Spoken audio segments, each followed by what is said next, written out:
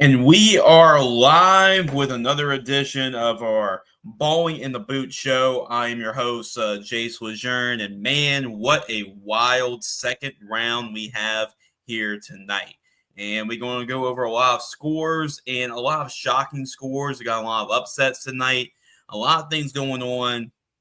And I do, as you probably seen our Monday show, recap or basically previewing all these matchups. Let's just say after tonight, I kind of look like a fool after some of the results we're going to go over tonight. Man, there have been a lot of upsets across the state of Louisiana. So thanks for joining us on our edition, or I guess our second round postseason edition of Ball in the Boot. And we're going to have some great guests on tonight as we'll recap some scores. We'll get a couple of coaches coming on to talk about their games, their wins, and we'll have some fun. And we'll talk about a little bit. We won't go into really dive too deep into the quarterfinal matchups. That's what the Monday show is about. And myself and Spencer Ferret will go over those quarterfinal matchups. We'll break down those matchups more specifically when we get to it. But a lot to go through. I just finished calling U High and Booker T. Washington. That was the game I called for VSN. So I'm just coming back from that game, just kind of looking at some of the scores firsthand. And it's it's pretty shocking, pretty surprising with a lot of scores. But yeah, we want you to be involved with the show. So if you have a comment about a score or your team, if you want to give your team a shout out, if your team's moving on to the quarterfinals that they're practicing during Thanksgiving week, make sure to comment below. We want you to get involved. If you have any questions or if you're curious about any scores, we want you to get involved as well. So make sure to comment below in the comment section, and we'll try to address it throughout the show.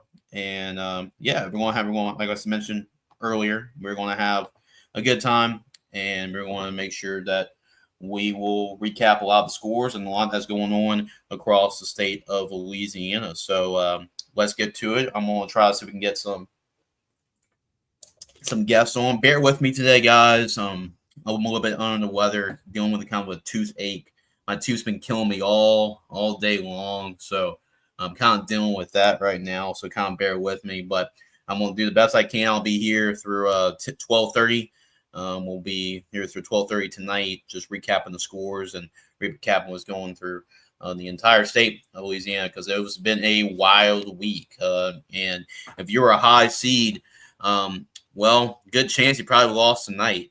Just kind of like a spoiler word to a lot of the higher seeds that we're playing here tonight. But we're going to go over it, and we're going to go over some of the scores, and then we'll chime in. We'll probably have a couple of guests on the show tonight, if possible, as well. So I'm going to share my screen with you guys. I know we're just kind of joining in. And before I go over the scores that I'll be going over tonight, make sure to subscribe to wherever you're watching us, whether you're watching us on Facebook, on X, on YouTube, whatever you're watching us tonight, make sure to follow us. Make sure to subscribe to us as well. And because we want y'all to follow us and all the good stuff we're doing, whether it's in the high school stuff, the college stuff, everything that we're doing here at Gridiron Football. We have a lot of Gridiron Football American stuff that we do as well about the Gridiron Football All-American Bowl game. But before I go over the scores, we'll have our first guest on tonight.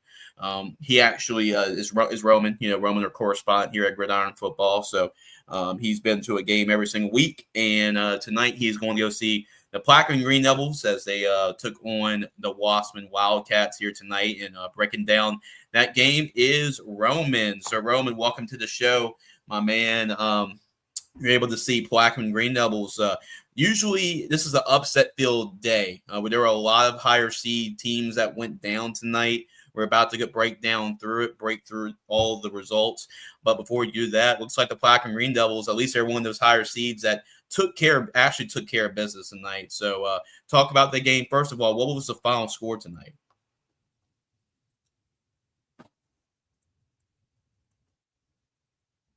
I can't hear you, Roman. I think you might be on mute.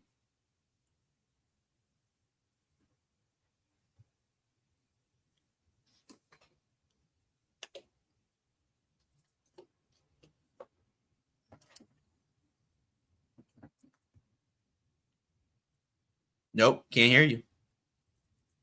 Unless I can't hear you and everybody else can hear you, but I can't hear you.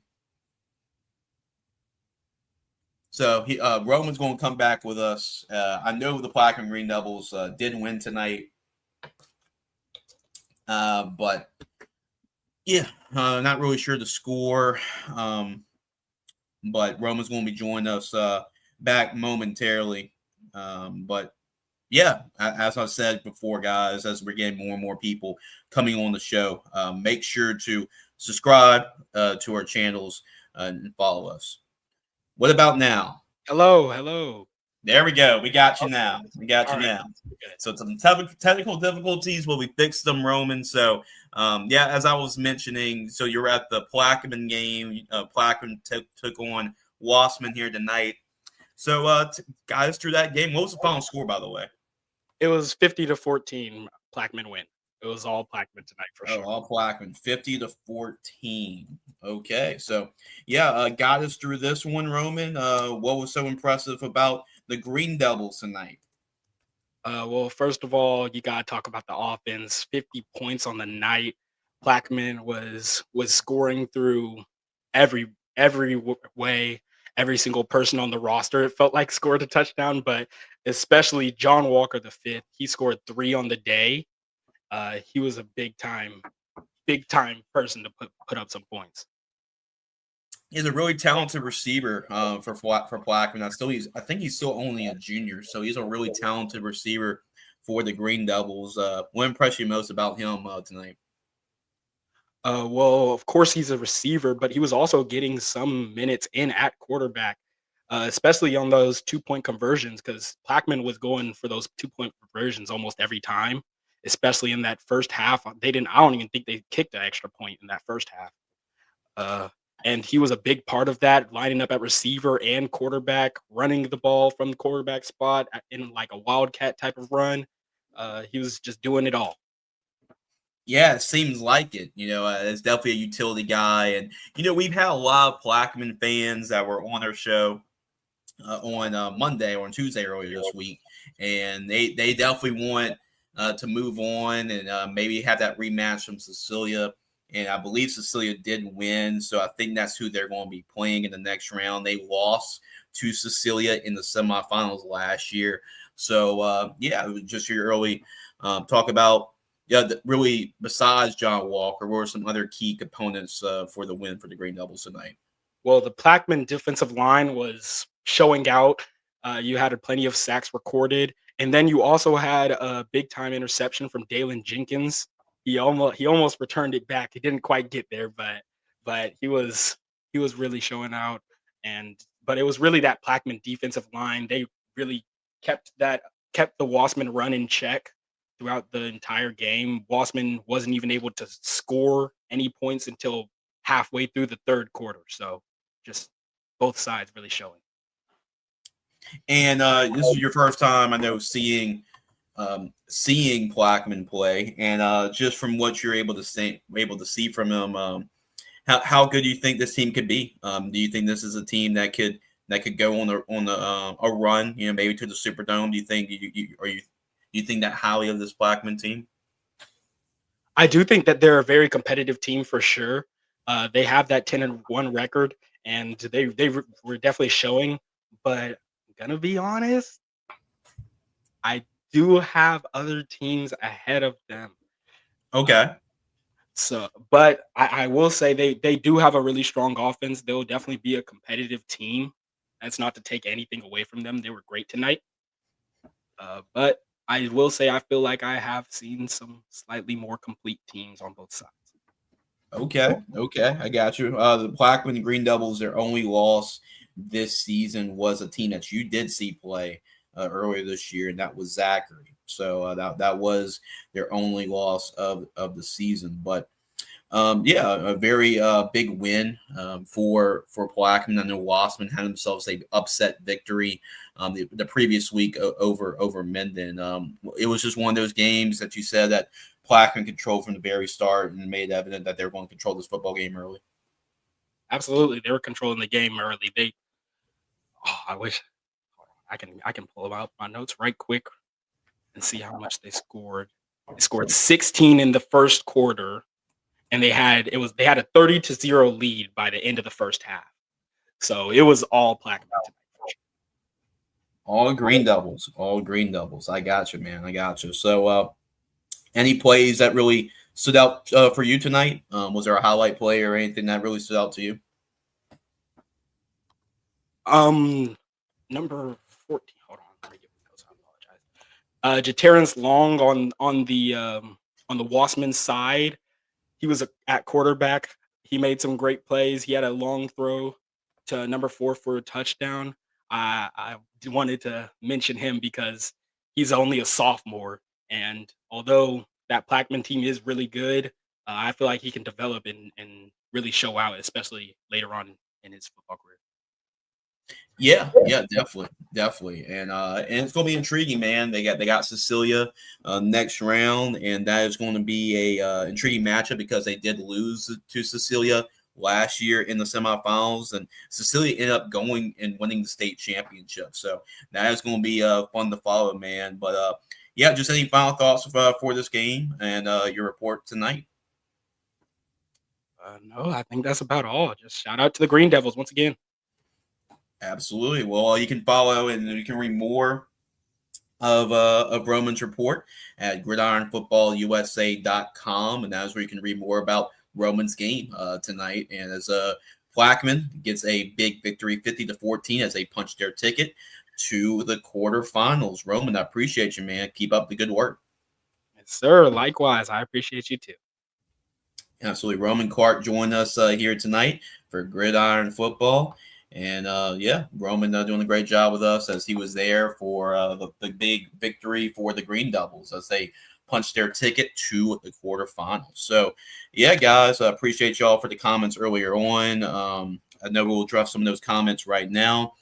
Lewis Wallace says, "Go Flyers." That's right, Loyola College Prep. Moving on, I know they won pretty convincingly tonight against Bel Air. Devin Staub, appreciate Devin with the comment. And on time no see Devin. Fine Green Devils. Yep, that's right. We talked about the Green Devils moving on after a win over Wossman.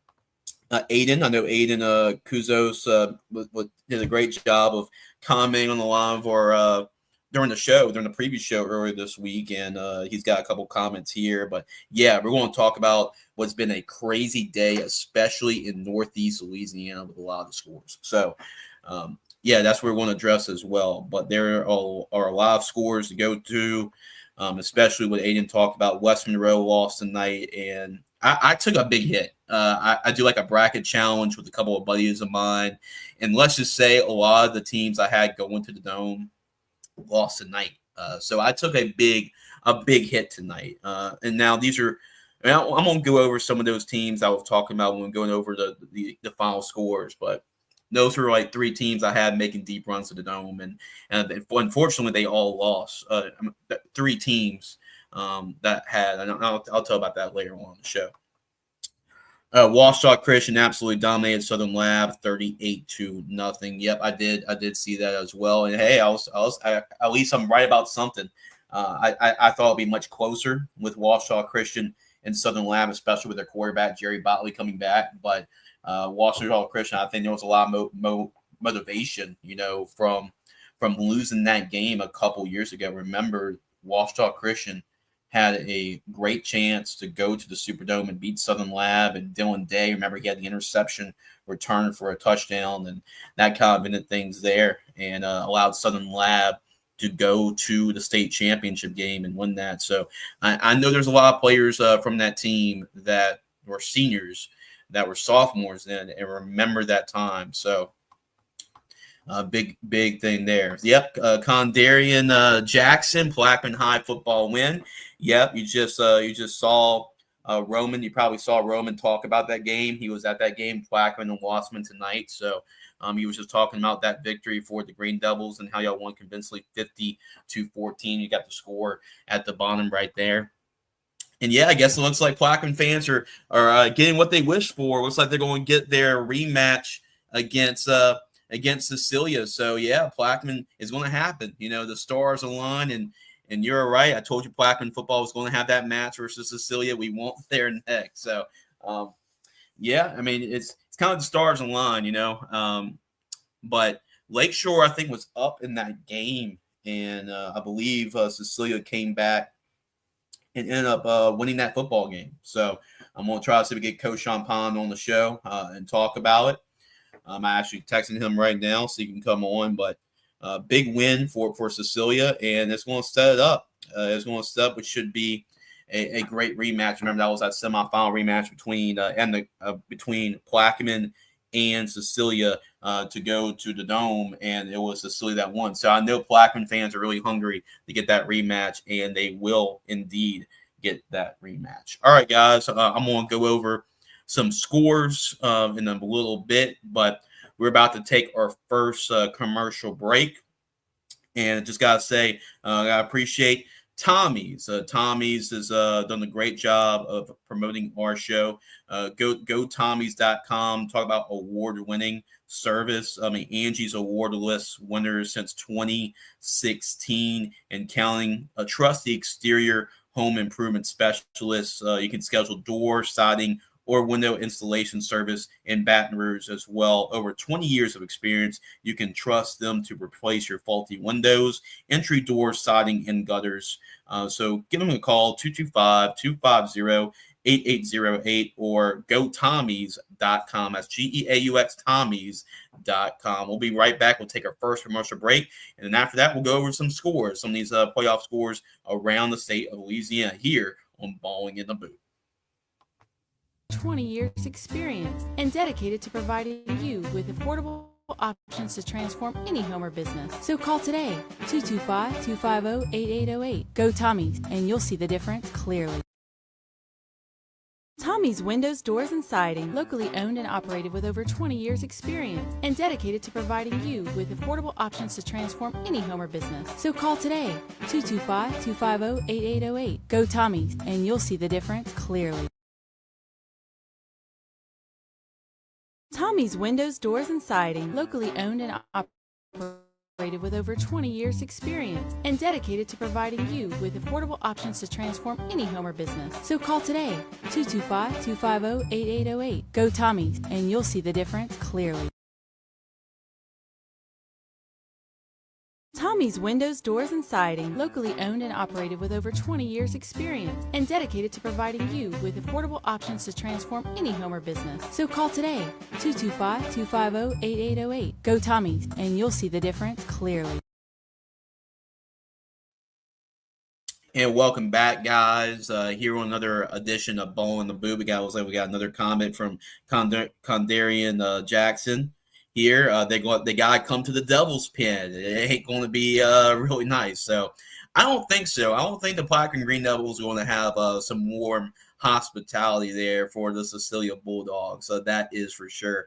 But yeah, that is a confirmed matchup. I know we talked about a couple of things that were spoilers, I guess, for people that are watching the show right now, trying to get caught up with some of the scores and what's going on around the state of Louisiana. So we'll go over some of those scores before probably get interrupted with maybe a coach or two that calls in on the show. Like I mentioned, we'll be here till 12:30 tonight, going over some of the scores and some of what's going on across the state of Louisiana from second round playoff action. So as you can see the screen right here, we're going to go over some of those scores throughout the second round. And how about this, going to Division I, the non-select, we have Parkway getting a 37-31 win over Hahnville. How about that in overtime?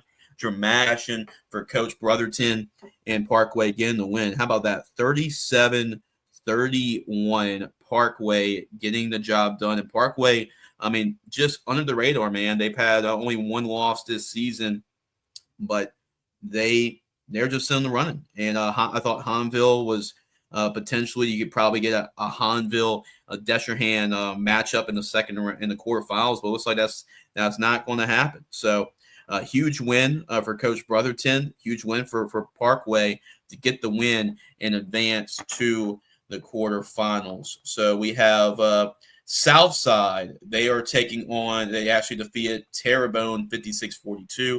We had Coach Tyler Lewis on their show last Friday night. They were able to survive in overtime to get through Natchitoches Central, but Jess Curtis and the Sharks, they're too much for Terrebonne to handle. It was a great game, back and forth, two really good offenses, but Southside able to get the job done. So Jess Curtis and the Sharks, they move on to play in the quarterfinals. They get a 56-42 win over Terrebonne.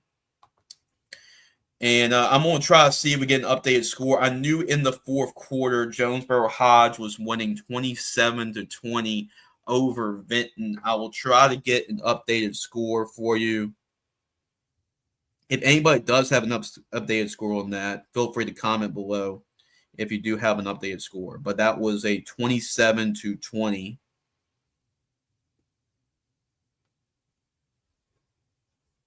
Let's see if I can pull up the school feed right here, Jonesboro Hodge. If not, we can always go back to that game and find out if we get a final score there.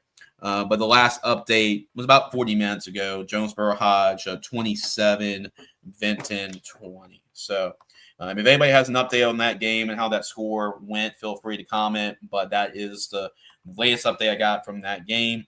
Ruston, we had Coach Ron Antoine on the show for Westgate last week. And remember, this was a game a couple years ago where Westgate gave Ruston all they can handle. And Ruston barely had to win that football game at home. But this time, it was all Ruston. No doubt about it. Ruston dominated this football game. 51-13 is your final score. So the number 1 seed Ruston Bearcats moving on in Division I non-select. And how about the performance from David Brewerton and the Zachary Broncos? 44-21. Zachary, hey, you just can never count them out. There are a lot of people counting out David Brewerton and the Broncos just because it isn't like a conventional regular season that we've seen. We haven't seen Zachary perform at a big level, but 44-21 is the score there as Zachary gets the win. So usually we get some really good coaches. When coaches come on the show, it's always great. It's always a great surprise for us. And I tell you what, our first one, and Coach Cody Champagne comes on the show. And Coach, can you hear me? Yes, sir. You hear me? Yes, sir. I can hear you loud and clear. And I tell you what, Coach, you better be careful before we start off because we got a lot of Green Devil fans listening to the show. So I know they're really eager to get their revenge. But before we talk about that, Coach, what a win tonight against Lakeshore to come up and get the victory over Coach Indes, who does a great job with the Titans. He's a state championship coach himself. But talk about your guys and how the Bulldogs were able to prevail to get a victory tonight. Yeah, look, we early on we got to the second quarter, and Doria got hurt. Our quarterback got hurt, and we kind of sputtered. I think they took a 2-touchdown lead, I believe, going into halftime. So with Dory out, we kind of rallied behind each other, and we put Braylon played a little more quarterback than he usually has, and Lane Champagne got in a little bit, but when it was all said and done, Collier ran the offense and did a great job. We took the momentum from him and had a couple of one fake punt, couple onside kicks, and just thought we needed to do that at the time because they're all rolling on offense, and and our defense made some stops when it mattered. Yeah, your offense was cooking tonight. I'm kind of looking over to some of the final stat lines. I think Roger Glenn was posting them tonight. But 536 yards of offense. Braylon Callaway, it's kind of like it was like he's going to be a Gridiron Football Player of the Week finalist this week, it seems like, Coach, with this performance. 24 carries, 194 yards, and 2 touchdowns. What can you say about Braylon? I knew with a lot of the guys y'all had last year, our bowl game MVP, Ellis Stewart last year. You had Diesel Solari, a lot of those guys, and he was going to be like the main name there that Cecilia fans knew about. But what can you say about him stepping up in the role he did tonight, stepping in for Colin at quarterback, and and doing what he does. I mean, because he's a special player. Yeah, like, Berlin's a winner. He's a great kid. He's all, everything you could think of about a 4-star kid. And he did his job. Berlin's a winner and he likes to compete. So when I told him he's going to probably stay at quarterback, he was good with it. Played a little more safety than I wanted to in the second half. He was a little gassed, but he had a motor and it got the job done. Yeah, and how much was the team down by at halftime, Coach? I think we were down by 2 scores, but I'm not sure. I think we were down by 2 scores. Yeah, because I mean, I knew they're going to put up their points. They put up 42 points tonight. So, how about your defense able to get some of those key stops, allowing your offense? Because I know y'all were moving the ball too.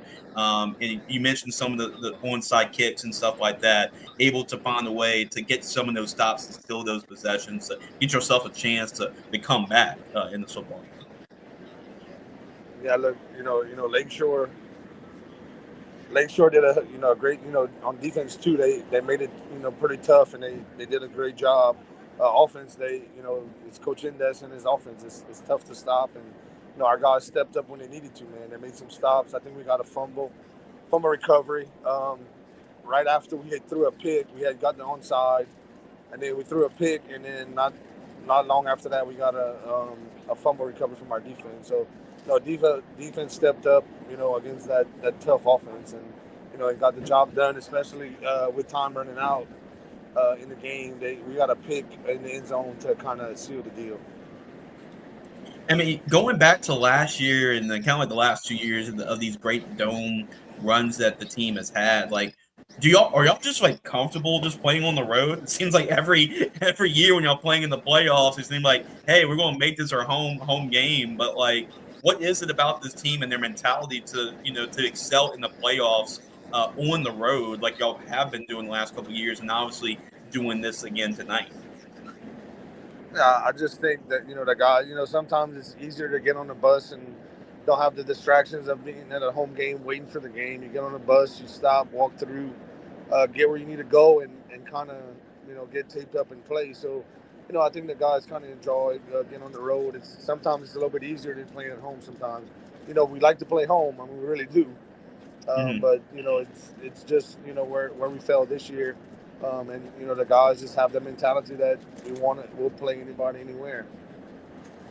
Yeah, and about this team, dealing with being like the hunted, like you're defending state champions. We talked about our media day earlier this year, but just how the team has been able to handle that. I guess it's a little bit of a confidence, knowing what y'all were able to do at the seeding that y'all were last year, and knowing that, hey, this ain't nothing. We're the 13th seed this year. It ain't nothing to what we were doing last couple of years. Let's give this team a lot of confidence, knowing what you're able to do the last couple of years and make the runs that y'all.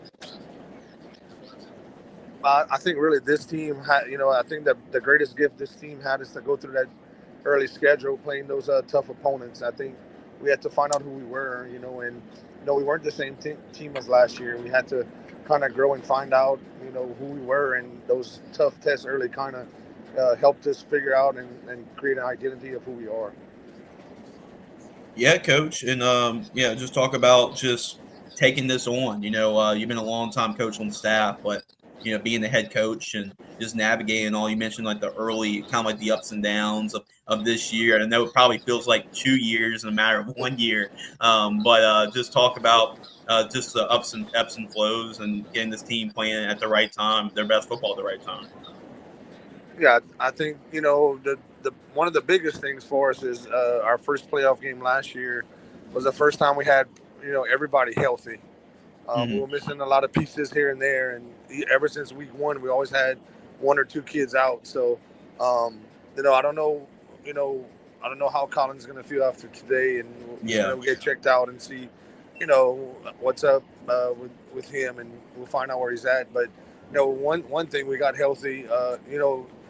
We don't. You never want to have a bye week 10, but that kind of helped us out to get everybody healthy and get everybody healed up, and and just it was tough, those early tests, because you going from a Coach Gaines who the kids believed him in, and no matter what situation they were in, they kind of believed that he would get them out of it. And then when you start off, I think we start off 1-4, maybe, kids could kind of, kids are kids, and they'll kind of start saying, well, maybe this wasn't the right thing. And, and I think our coaching staff, we have a great coaching staff we put together, and we kind of rallied the kids, and we kept forcing them to get better. And, and they, there was a standard created here a long time ago, and those kids just started to believe in it again and figure out who they are. At what point you thought was the turning point this year? Just how the kids were able to get to where they are now? I think the biggest thing was the Notre Dame loss. That we were in it. We're in it pretty much the whole game, and then it kind of slipped away from us at the end where Notre Dame made some plays. They got an onside kick, and they kind of took control of the game. And it was one that we were there, and it kind of slipped away. And just the kids knew that it's basically now or never if you want to turn this thing around. Yeah, definitely, Coach. And just your early thoughts, like I mentioned when we did our preview show this week, that there are a lot of Plaquemine fans like, we want Cecilia. Give us Cecilia. They're ready. It's going to be at Plaquemine again. It's a rematch of the semis last week. Just your early thoughts on the Green Devils. Look, man, they're a tough team. They're in the quarterfinals for a reason. That coach does a good job there. And I seen them the first time I seen them was this summer, I think at the LSU camp, and they had some great looking kids. And I know coach does a good job and is gonna have them ready. And I know they can be ready to have a rematch with us. So we're gonna have to figure out who we are again. And see if we if who we need to put where, and kind of get ready and prepare for Plaquemine, because I know they're going to be ready.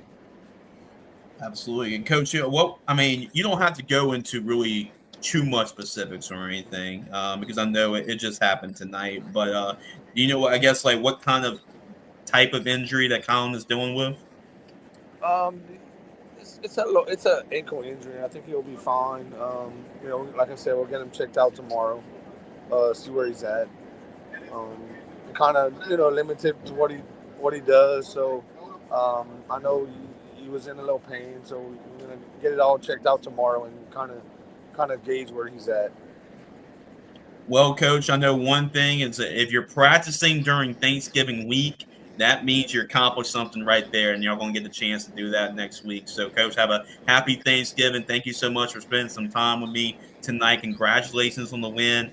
Rest up, get healthy, and it should be a great matchup next week against Plaquemine in a rematch. Yes, definitely. I appreciate it, man. Thank you very much. Absolutely. Coach Champagne does an awesome job with the Bulldogs. He's doing a really great job with Cecilia this year. But yeah, appreciate Coach Champagne taking some time with us here tonight.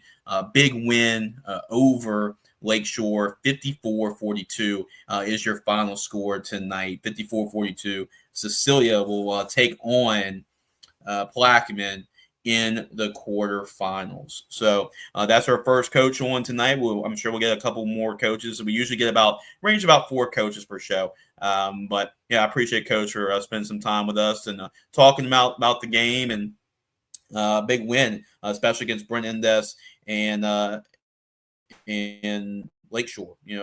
From a come from behind type of victory. So before we go into maybe get another coach coming on the show, we'll go and bring back to the stage some of the scores around the state of Louisiana. Like I mentioned, guys, if y'all have any comments or anything that y'all want to share out, we'll make sure to share those comments on the show. Feel free to interact, and we'll get your comments, questions, anything like that. So basically, our Friday night show is just basically a reaction show. We'll get some coaches, anybody that wants to come on basically on the show.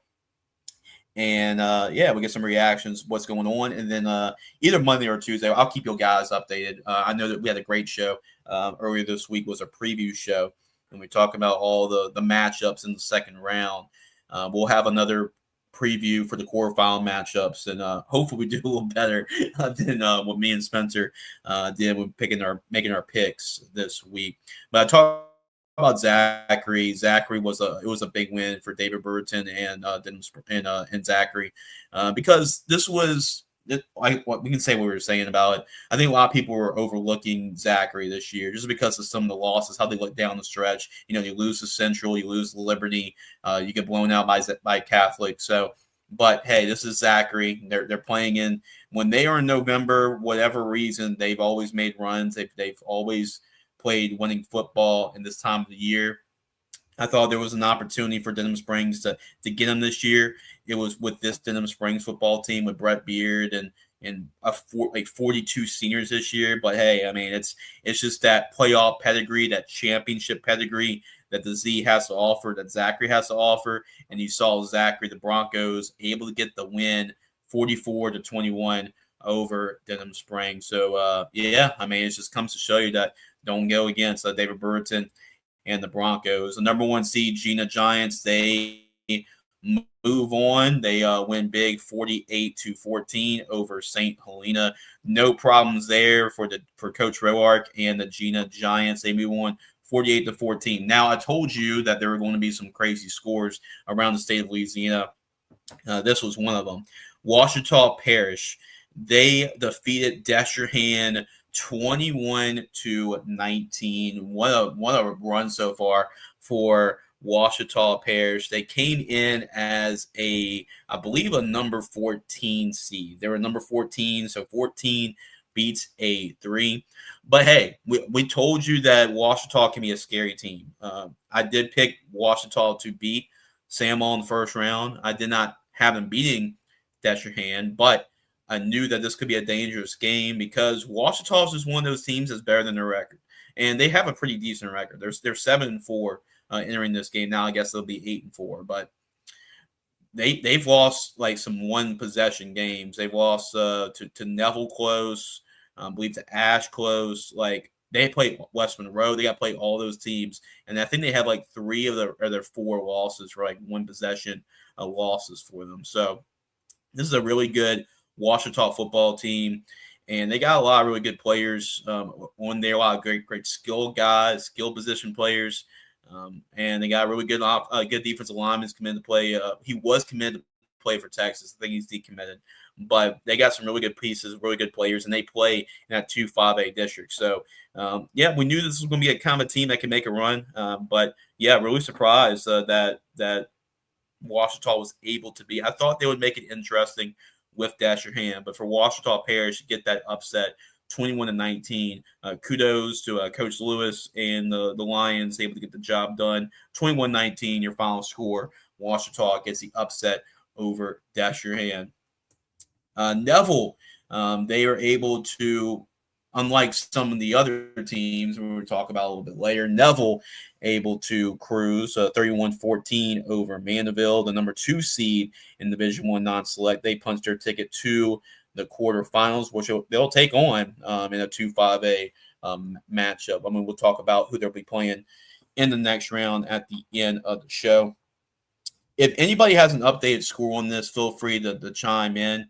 But Central gets looks like they're winning this game 46-32. Now, this was fourth quarter. It says fourth quarter. If anybody has an updated final score, feel free to chime in on this game. I'm going to try to see if that was the final score.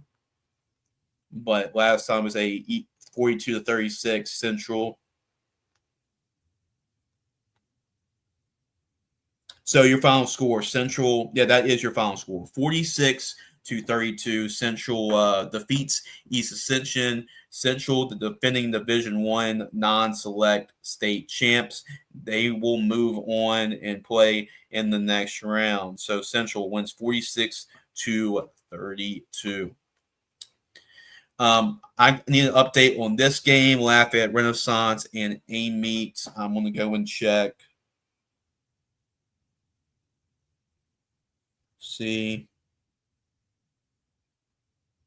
Final score, that is your final score. It says first quarter, but that is your final score. Lafayette Renaissance 18, A-Meet 6. Big win for Lafayette Renaissance in their program because this is a young program and they had to play A-Meet even though they were the home team. A-Meet is more of a veteran team in terms of success. You know, they know how to deal with deep playoff runs, state championships, and Coach Powell has won a state championship at Amite. And Lafayette Renaissance is a program that's on the rise. That is still, is going to play their best football later on. So still, that's a big win. When you're kind of an upstart program and you get a big win over a team like Amite that's a proven commodity, and you find a way to win that football game, that's a huge win for Coach Landry and for Lafayette Renaissance to move ahead to the next round to play in the quarterfinals. So big win for Lafayette Renaissance, 18-6 over Amite. Central Episcopal, I believe they've only had one loss as well. So when we bring on another victorious head coach, we'll bring him on. That's what the show is all about, and that's what we love doing this. So let's bring on Coach Josh Gast. Coach, just want to say thank you for making me eat my words on a preview show earlier this week. I totally got it wrong, but hey, this is the way I look at it, Coach, that I was just giving y'all motivation. I was just we appreciate it. Help y'all out. That's all I'm trying to do, Coach. Right on, man. Well, yeah, everybody follows your show around here, so that's spread like wildfire. So we appreciate it, man. Take it against us anytime. I'm gonna do that again. I'm playing. I actually text Coach Masterson. He texted me after the game, and I was like, I'm playing chess, not checkers. So I'm actually helping y'all out, and you don't really realize that. So right on. But anyway, Coach, congratulations on the win. To move on to the quarterfinals. And I gotta mention, has North Iberville even made the quarterfinals in program history, or is this the first time? No, first time in school history, man. So it was a really cool night tonight. Crowd was excited, and big celebration afterwards, and just really happy for this whole community, man. Yeah, I was really, really, really happy for y'all guys. And this was really coming. I mean, especially taking the steps, going through the JV kind of accumulation period, and then last year, the great season y'all had last year, and y'all lost to the second round to General Trask. But how much of was motivation was to kind of get over this second round hump and then get your really punch your ticket to the quarterfinals and practice during Thanksgiving week? Yeah, going through such a tough second round game last year was definitely on our mind. We actually our captains, we have picked new captains this week, and it was 3 guys that wound up in the hospital last year in the second round with pretty bad injuries, and then our backup quarterback who lost his father that night, who was our youth league coach. And so those were our 4 captains tonight, and it was just kind of a statement like, look, we're coming back stronger. You guys lead us into the game tonight. And I think the moment was huge, and we actually came out with a little jitters, and we were down 14-0 early. And then, guys like BJ Melanson just started making splash plays for us and getting everybody settled in to make the comeback. Yeah, I believe final score 36-20. Correct, Coach? Yes, I think so. 36-20. And I'm sure we talked about it, but yeah, I mean, I know Elton has a great running back, McKeon Lemoyne. He went for camps this offseason, and we were pretty impressed with him. And he's had a great season, one of the leaders in rushing. But talking to Coach Masterson, it seems like he had a great game plan, and did a great job of containing him tonight. Yeah, overall, he definitely got a few of them on us that he broke loose on. But overall, we contained him and kept giving our offense chances in position, and hats off to those guys too. They were able to kind of break out of their normal game plan, and they threw it on us a little bit, which most teams do not do against us. They threw it around a little bit and got out of some tough spots and kept some pressure on us. But yeah, Coach Masterson had a great game plan tonight, and our defense really kept us in it when the offense was struggling early. And I believe was it last week that the offense, it was kind of a weird game. Won the game like 53-6, but then you only had the ball like 11 plays or something like that because of all the turnovers and everything that was going on. It's kind of crazy to think that you win the game by that much and you only have the ball like 11 plays. It was weird, man. I've never been a part of something like that because it seemed competitive early, And yeah, we only ran 11 offensive plays. We scored a couple long touchdowns, and then before you knew it, we had multiple pick sixes, and we get to halftime, and it just kind of switches to a running clock, and actually brought it down to 8-minute quarters, and we never took a snap in the second half. And just one of those things. But yeah, 11 plays. That was a first. So maybe you're right. We were a little rusty from after that. Yeah, I can imagine. But talk about you talked about your offense, and y'all actually, you said you're all down tonight and came back. Yeah, we were down 14-0 early on, and BJ Melanson, probably play of the season. Incredible kick return for a touchdown, and I think that's what really just got everybody settled in. Like, okay, we can do this, and crowd got into it, and we wound up tying it right before half. Yeah, big play. And talk about BJ. I mean, I know he's such a big playmaker for you guys, and we knew kind of early on when he played in our junior high bowl game years ago that, like, okay, this kid's got something to him, and just talk about his development. And we all know what kind of playmaker he is, but I've been really impressed with just seeing y'all play this year, his leadership skills and trying to uplift everybody on the sidelines. Yeah, I mean, he's the real deal. It's like every game we play, he finds a way to score 3 touchdowns, and it's not like he has a ton of touches like he's a running back or anything, but it's just electric when he gets the ball. And he had a kick return touchdown tonight, a pick 6 touchdown tonight, and a receiving touchdown tonight. So I mean, when he's out there, we're just a different team. But that was evident when we played Ascension Christian this year. In week 10, he was out after a knee injury at practice, and we just struggled. We didn't have those explosive plays we're used to. But besides all that, he's just a good kid, a captain, and he gets everybody's mind right too. Yeah, I mean, like that sounds like he's gonna be a Gridiron Football Player of the Week finalist from what I've heard. I mean, that's impacting the game all 3 phases, offense, defense, and special teams. But you talked about obviously BJ, that big spark play that helped y'all get back in it. But talk about some other players that you feel like had great nights tonight.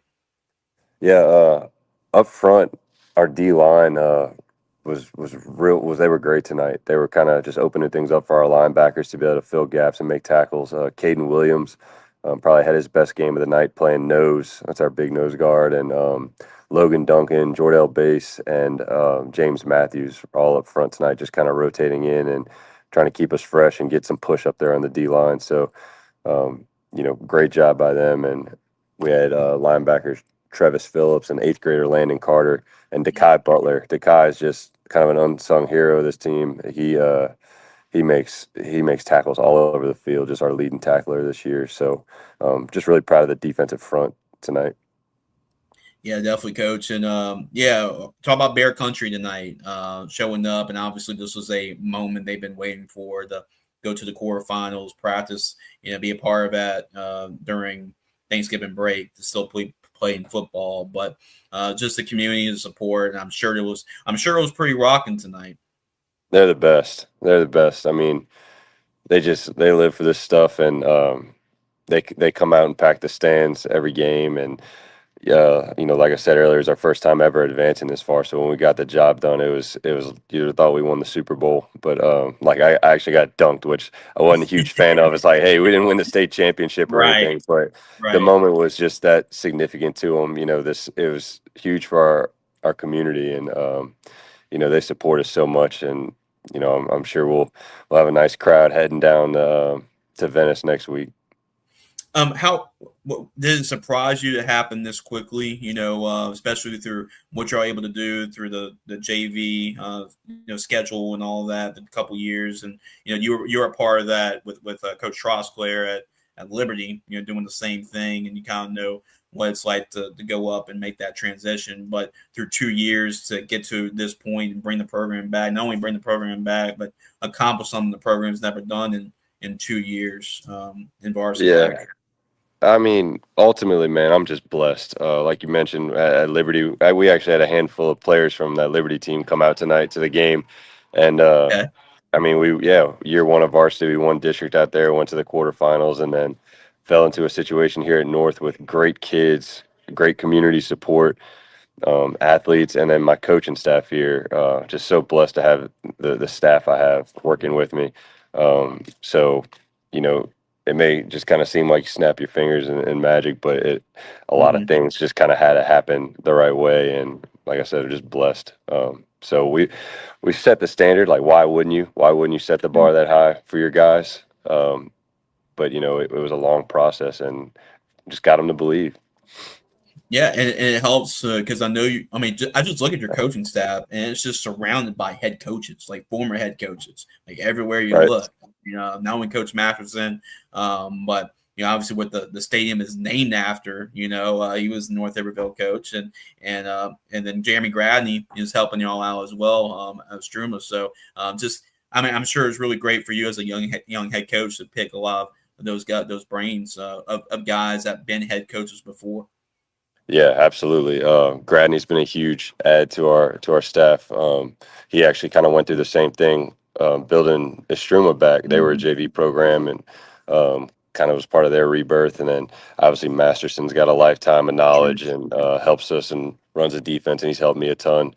Coach Hill's a legend around here, names on the stadium and everything. But even more than that, I've had guys like your dad come through and work with me and teach me a ton, and Solomon Lee, who had been a head coach before. So it's just the word that just keeps coming to mind is blessed, man. So just really appreciative of all the help and support I've had around here since I've been here. Absolutely. And I guess I know you're enjoying the moment. Like you mentioned, like it's a great moment to make the quarterfinals, but you mentioned about being dunked on, like, hey, we haven't made our goal yet of getting to the dome. But in order to get there and get advance another round, you're going to have to play South Plaquemine, who is the defending state champion. So just your early thoughts on South Plaquemine and, you know, as the defending state champions and get a chance to play them. Yeah, honestly, don't know a ton about them. I was at the state championship last year and was able to watch them take it to Haynesville. Yeah. And they play a real physical brand of football and fly around on defense from what I remember. But I don't know much about this year's team. We'll get that film traded and, you know, get in the lab soon. But like you said, they're the defending state champs. So to be able to have a chance to go up to them or go down to them and square up and see what we got is a great opportunity for our kids. And, you know, if we're able to compete, and, you know, I think that's going to be a big confidence boost for us. Well, if y'all would have scheduled the Gridiron Football Media Day, like maybe a couple hours later that day, y'all would have met each other. So y'all would probably been accustomed with each other, because I think they came later that afternoon and y'all were like that morning. So yeah, so Gotcha. Yeah, he does a great job with that program. Should be a great matchup. But yeah, Coach, any final thoughts on just the program win, and, you know, obviously the biggest in program history, and just getting to continue this. I know Coach Bouchel always tells me that if you're practicing during Thanksgiving week, like it's a big thing. You have yourself a great football team, but being able to do that and be able to take this Thanksgiving break and get another week of practice with the guys. Yeah, I love it, and I preach that to the kids. I mean, I remember I was a bit lucky enough in high school, my junior and senior year, to go to the quarterfinals. And some of my best memories ever was just practicing with all my buddies out in the cold on Thanksgiving morning. So it's an experience I want them to embrace, and, you know, all the coaches are excited about it too. Even though it's our off week, it's like, man, this is just going to be fun. So we're going to go out there, we're going to work, but we're going to have some fun, and we're going to take it all in, because this is new territory for us. So you know, I hope we embrace it and put our best foot forward. Absolutely, Coach. Well, I guess next week, I'm gonna have to go against you guys again, because I'm gonna keep this going. It's like, yeah, prove Jace wrong, keep it going. So I think we might have to do this if it worked tonight. Go for it. That won't be. I mean, that'll probably be a popular pick going against the defending state champs, man. So we'll have our hands full. Absolutely, Coach. Coach, you're doing an awesome job with the program. Really respect what you're doing, and I love Bears country. So let's keep it going. Let's keep it moving, and maybe we get a chance to talk again next week, which is a good thing, because that means you're winning and you're advancing to the next round. So congratulations, Coach, on history being made tonight. Once again, 36-20 North Iberville over Elton for the first time in program history. The Bears are marching to the quarterfinals. So congratulations, Coach, and go enjoy the victory. All right, man. Thanks for having me. Absolutely, Coach Joshua Gast, North Iberville head football coach, victorious tonight, 36-20. Your final score. Appreciate Coach Gast. Always a class act, great guy, and I have a lot of respect for what he's doing at North Iberville and building this program up. So congratulations, Coach Gast, on the victory. Coach Masterson as well. I know he's a family friend of ours, of Dad and the family. So he texted me, he's like, "Hey, we slowed down their running back. We proved you wrong." And I was like, "Well, Coach, like I told you, we're playing chess, not checkers." So I'm just giving y'all some motivation. That's all. Yeah, and like to be honest with you, if you're the team I picked you to win, like there's more pressure on you, right? To get it going, get it right. So shout out to Coach Gast and North Iberville, first time in program history making the quarterfinals. So we'll see. We get another coach on the show. We already got two already joining us. We had Coach Champagne from Cecilia and Coach Gast. But if we get another coach on, I'll let you guys know. But we're going to, I guess, like continue our playoff talk of as far as final scores being reported here tonight. And I went over Ascension Episcopal winning 17-14 over Kentwood. Big win for Ascension Episcopal, and that's what I was going over. I see Daniel Kelly on here as well. 17. There we go. 17-14. Great game tonight. It sounds was. And Ascension Episcopal is a team. Hey, don't overlook. I know. I mean, Mr. Kelly, you can probably let me know if it's wrong, but I know it's one loss on the season. So a great win for Ascension Episcopal. Hey, might as well get another coach on. We just had Coach Gast on the show earlier, and we're going to go right back to it. We got Coach Jacob Carruth getting a big win tonight over Westminster tonight, right, Coach? Yep. Thanks for having us on, Jace. Absolutely, Coach. So a big win going to the quarterfinals. Anytime that you're practicing during Thanksgiving week, it's a good sign. It's a good thing, right, to be practicing during Thanksgiving week. But talk about the win today and how the Hornets were able to get the job done tonight. Yeah, absolutely. It was complete team effort. Credit to Westminster and their staff. They're a good football team. Those boys play hard. They gave us all we wanted, especially in the first half. That's a tough offense to stop. But our defense stepped up big time in the second half. Offense was efficient. We've been doing really what our offense has been doing all year, putting together good drives. We were able to get some stops in the second half and really take over the game. Really proud of all of our guys putting the work in, getting us into Thanksgiving week. Absolutely, Coach. What was the final score tonight? It was 46-18. 46-18, Westminster Christian. So, you talked about this is a team that had stuff this year. Still kind of a program is Westminster this year, and for them to win a playoff game, get to this point. I know their coach came from Acadiana, so preparing for that veer offense. Talk about being able to prepare for that veer offense and how the defense prevailed in doing that tonight. Yeah, we knew all week it was going to be a game where you really got to strap it up and be ready to play physical football, because they're going to run right at you, and either you're going to stop it and you got a chance to win, or you're not, and it's going to be a long game. Really just challenging our guys all week to be physical, to meet the moment, and be patient. Understand that their offense is not a quick strike offense. They're built on 3 yards in a cloud of dust. So we got to be patient. We're not going to get every single stop. We're not going to win every single play. So just be patient, keep your composure, and when they make their mistake, then we're ready to strike.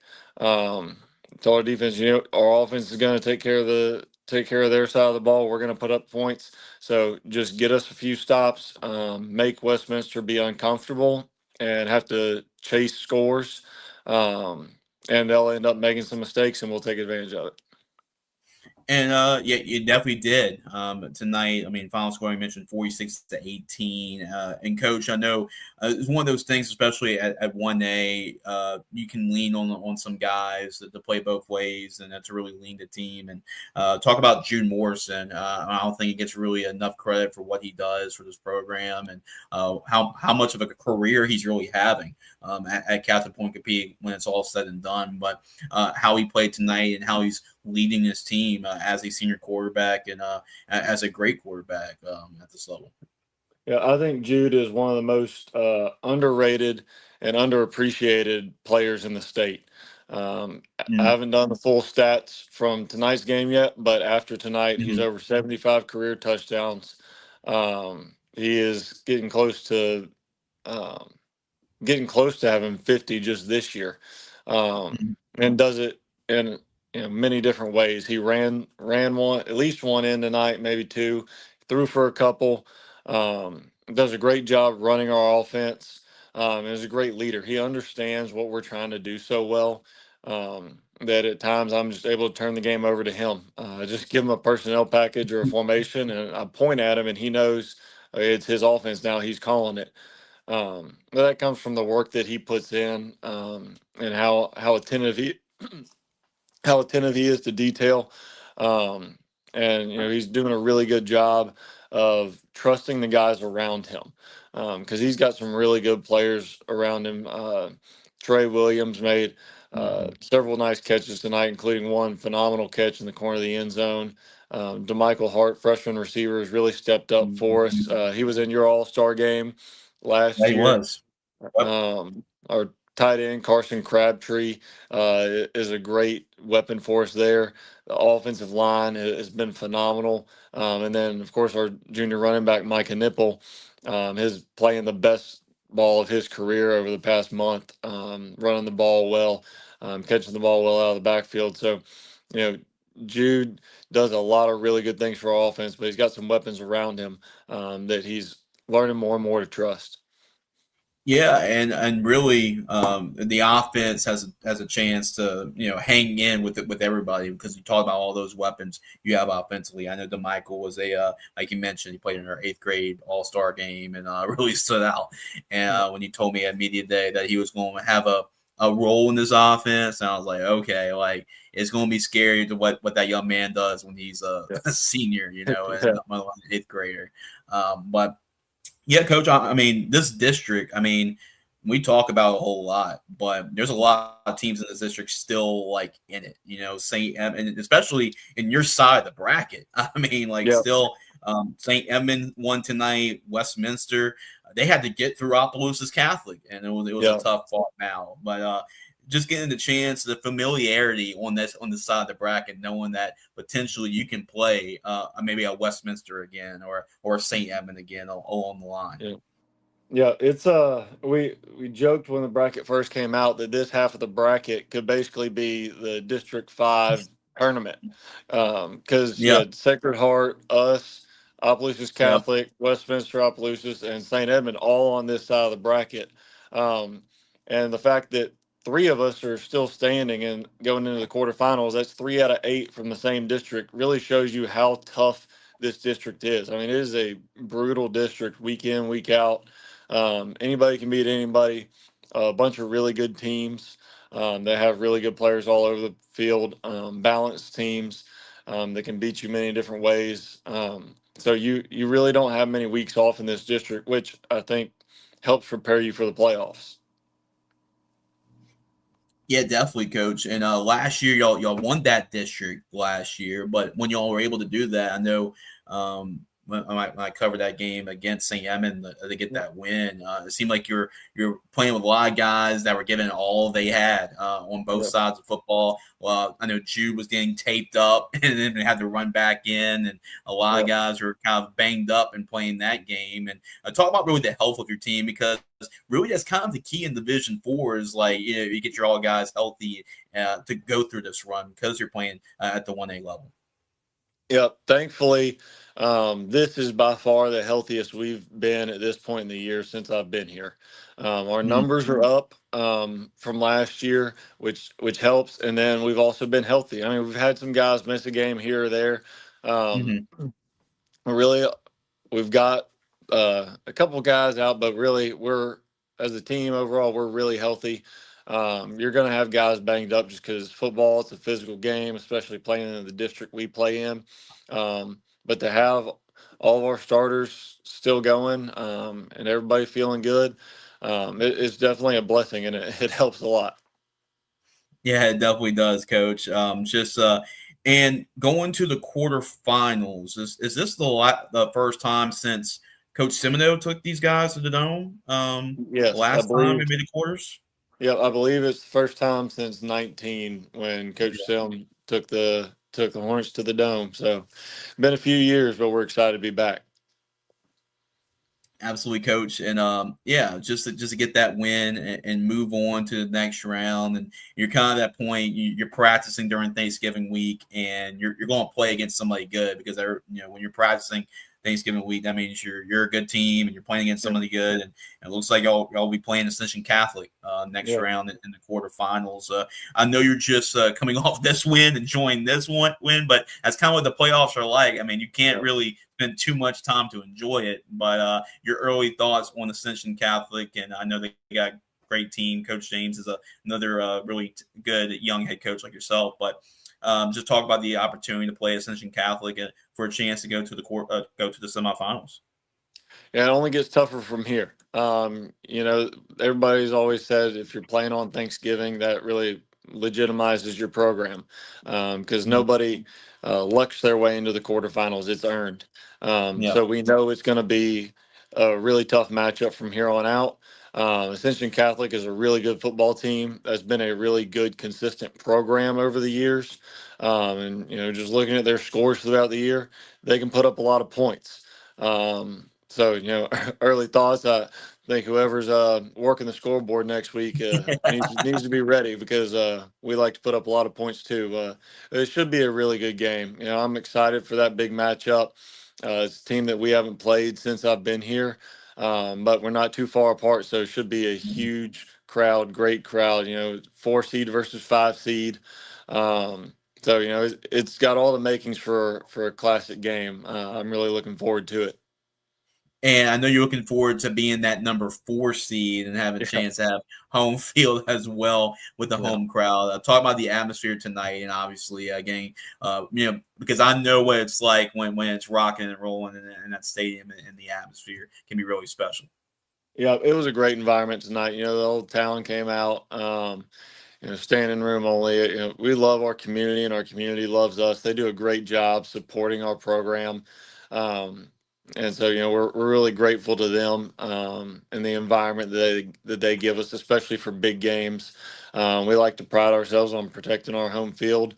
We want people to I guess, dread coming to New Roads to have to play us here. It's really beneficial to be able to have that home field advantage. Play on your home turf, have your fans there. Be able to go through your normal routine. Um, Ascension Catholic's not far from us, so I'm sure they'll have a huge crowd on their side as well. I would imagine the crowd will look pretty much like what it did last year with that game you came to against St. Ed, where people were wrapped all the way around that entire stadium, standing room only in the end zones all the way up that hill. So we're looking forward to it. It's going to be another great environment. Absolutely, Coach. So congratulations on the victory. Go enjoy it. Rest up and have yourself a happy Thanksgiving. And should be another great one next week for sure. Ascension Catholic Pointe Coupee next week. Yep. Thanks, Jace. Happy Thanksgiving. Go Hornets. Absolutely. Go Hornets as Catholic Pointe Coupee gets the win tonight to advance to the quarterfinals. They'll take on Ascension Catholic. Now, hey, we want to keep the coaches going. So we got a state championship winning head football coach coming up next. And Matt Desormeaux, again, coach on. Coach, what's going on? Big victory tonight. Yes, sir. Very proud of our kids. They played really well. Absolutely, Coach. And that was a really good team. Y'all made a statement tonight because I have a lot of respect for what Coach Hillman does at Bunkie. And for y'all to put a statement like that, what was it, 48-13 tonight, Coach? 41-13. 41-13 tonight. But Coach, tell me about what got rolling tonight. What was working so much for you guys tonight? Yeah, like I said, our guys played really well all the way around. Owen Morris led us in rushing. He played some snaps. He played at quarterback, and John Parker played some snaps at quarterback too. Robeson. Our run game did really well. Our O-line kind of dominated the line of scrimmage all night. Defensively, our guys stepped up and played really good technique and held a really good running back and a really good team to 13 points. But I was very pleased with the way our guys came out. It was really tight at halftime. I think it was 20-13 at halftime. And our defense played lights out in the second half, and we were able to convert some third and shorts and just keep the clock moving offensively. But overall, like I said, going into that game, we knew it was gonna be a battle. And like you said, Coach Hillman's does a great job over there at Bunkie. We're very impressed with what we saw on film with the way they coach and the way their kids play. I didn't expect us to win by as much as we did. I figured it'd be a tight game all the way through. But we did get a few turnovers late in the game, which helped to kind of seal it and kind of extend that lead. But no, like I said, our guys played really well all night long and continued to battle and fought for 48 minutes. Yeah, you mentioned Owen Morris. I know he was our Player of the Week nominee last week, and I know you nominated him last week. And he was part of that championship run last year and was a key piece to the offense. Talk about his emergence and how he's been on this stretch where he's been playing some really good football for you guys the last couple of weeks. Yeah, we knew going into the year he was going to be a big-time player for us. I mean, last year on the state championship team, he made great plays all year long. In the state championship, I think he had like a 60, 70 yards receiving out of the backfield, something like that, in that game alone. But, going into it this year, we knew he was going to be one of our guys, and we knew one of our strengths was to be our guys up front, our offensive line. So, we've been a heavier run team this year, and he's been our workhorse. He's a smaller guy, but he has a lot of heart, and he's strong, and he's quick, and he runs well. He has great vision, does all the things that you have to do as a running back. But at the same time, he's not afraid to block and get in there and do the things he has to do. And he's had a phenomenal year for us.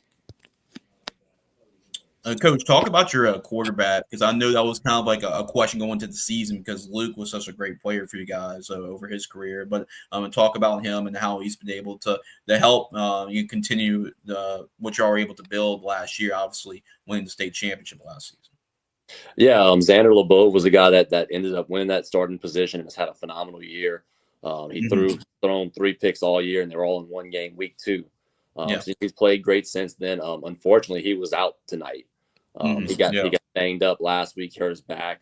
He was kind of questionable, doubtful all week. We're hoping we'll have him back next week. He's improved throughout the week.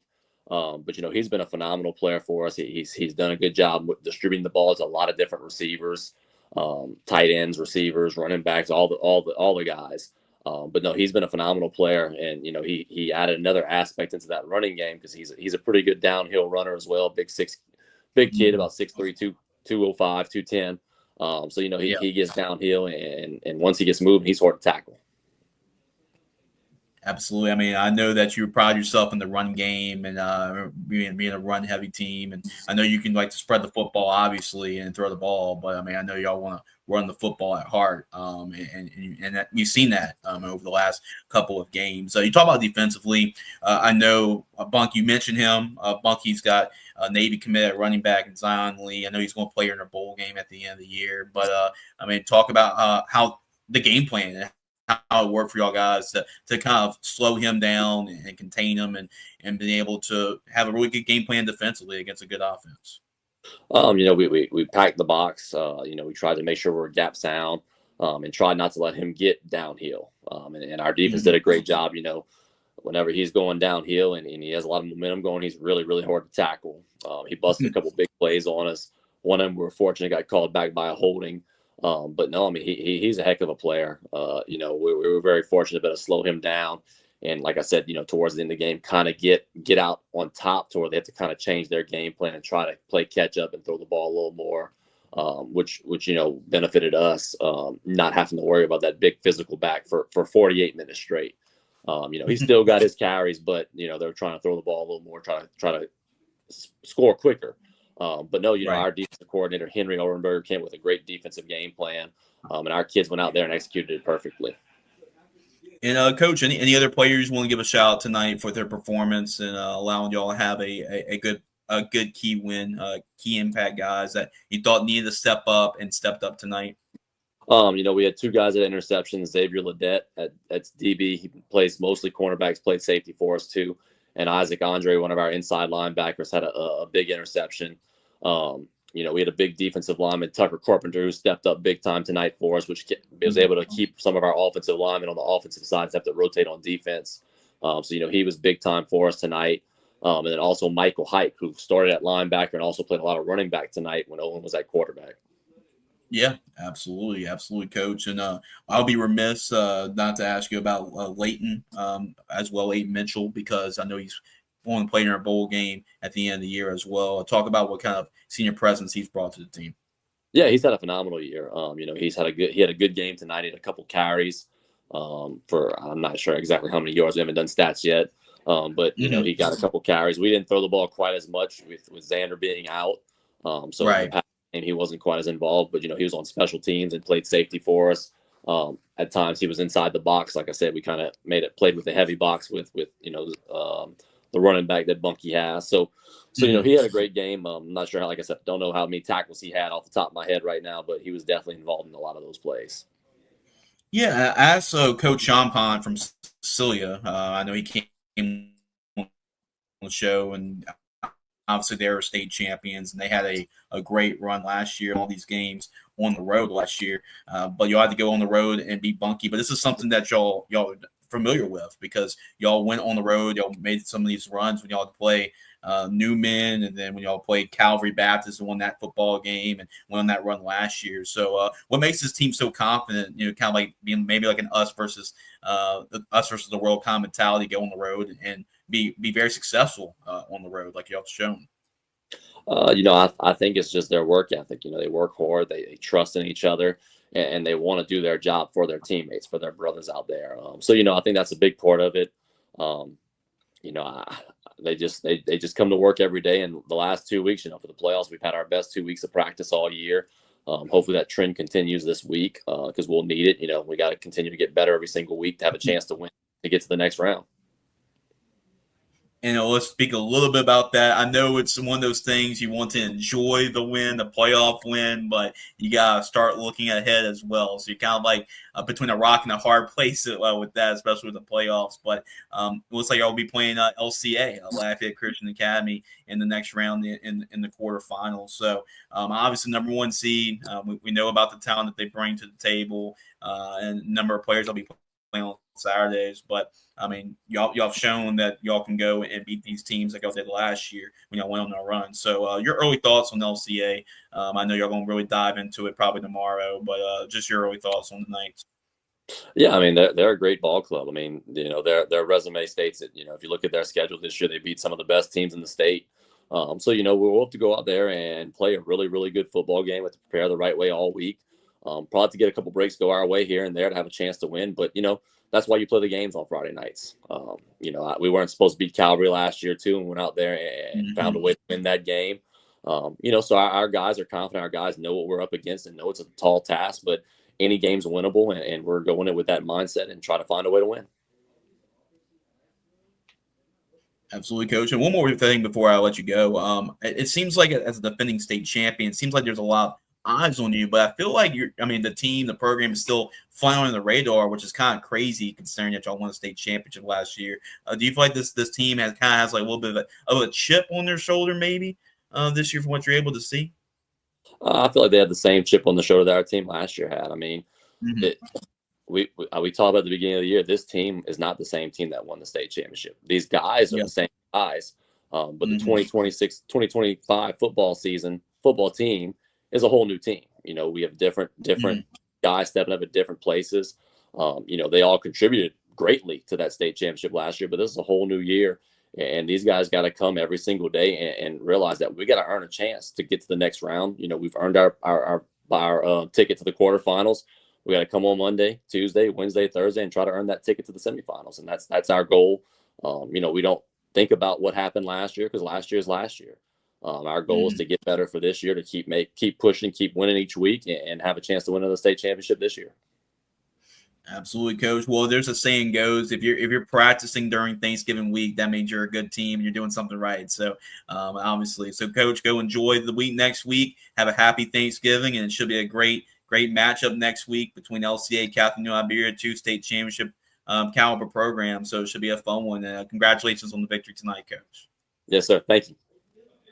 Absolutely, Coach Desormeaux from Catholic New Iberia getting a victory tonight over Bunkie, 41-13. Appreciate Coach for coming on the show, talking about the Panthers. Huge win for them, and they put a convincing fashion to be a team like that. So those are some of the comments. And then we had a couple coaches in a row. Let's see here. Get some of the comments up. Aiden Kuzo, is that Catholic BR? No, that is Catholic New Iberia. So this is Catholic High New Iberia, the Panthers, Catholic High Baton Rouge. That's Coach Hudson Fuller and the Bears. But this is Catholic New Iberia. I hope that answers your question. But they are in Division 3 select. So they'll play LCA in those. All right, Chase goes, yo. He's doing yo as well, Chase. Hope everything's going for you. Appreciate you tuning in on the show and appreciate that. I'm getting a little bit of a glitch in the program, but thank you for watching and thank you for supporting us. So as we kind of maybe a little bit of a lag as we get through it, but appreciate everybody that's commenting and as being a part of our show. Just bear with me because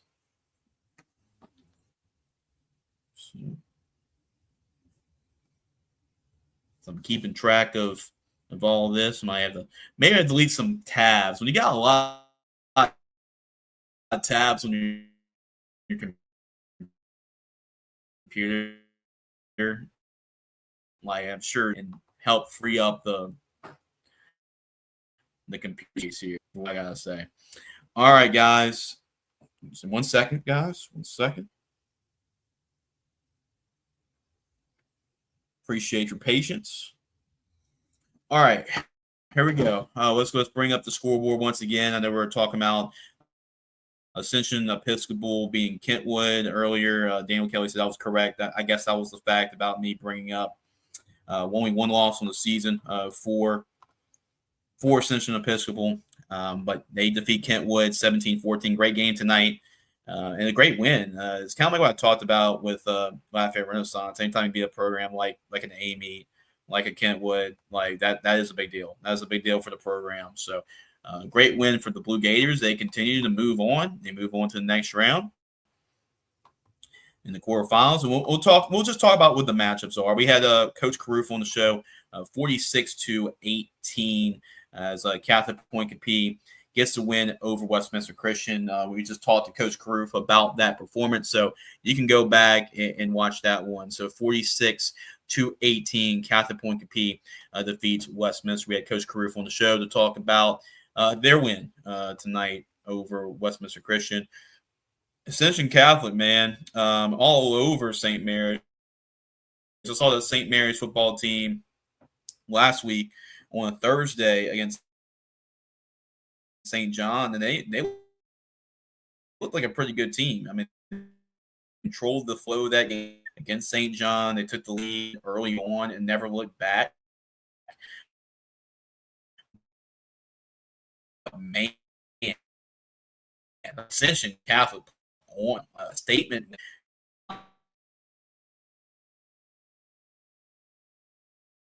Let's see if we're going to get another coach on board. Might as well keep the train going. We got some playoff wins to talk about. Let's get Coach Blank on the show. Coach Blankenship, what's going on, Coach? What's up, Jace? How you doing?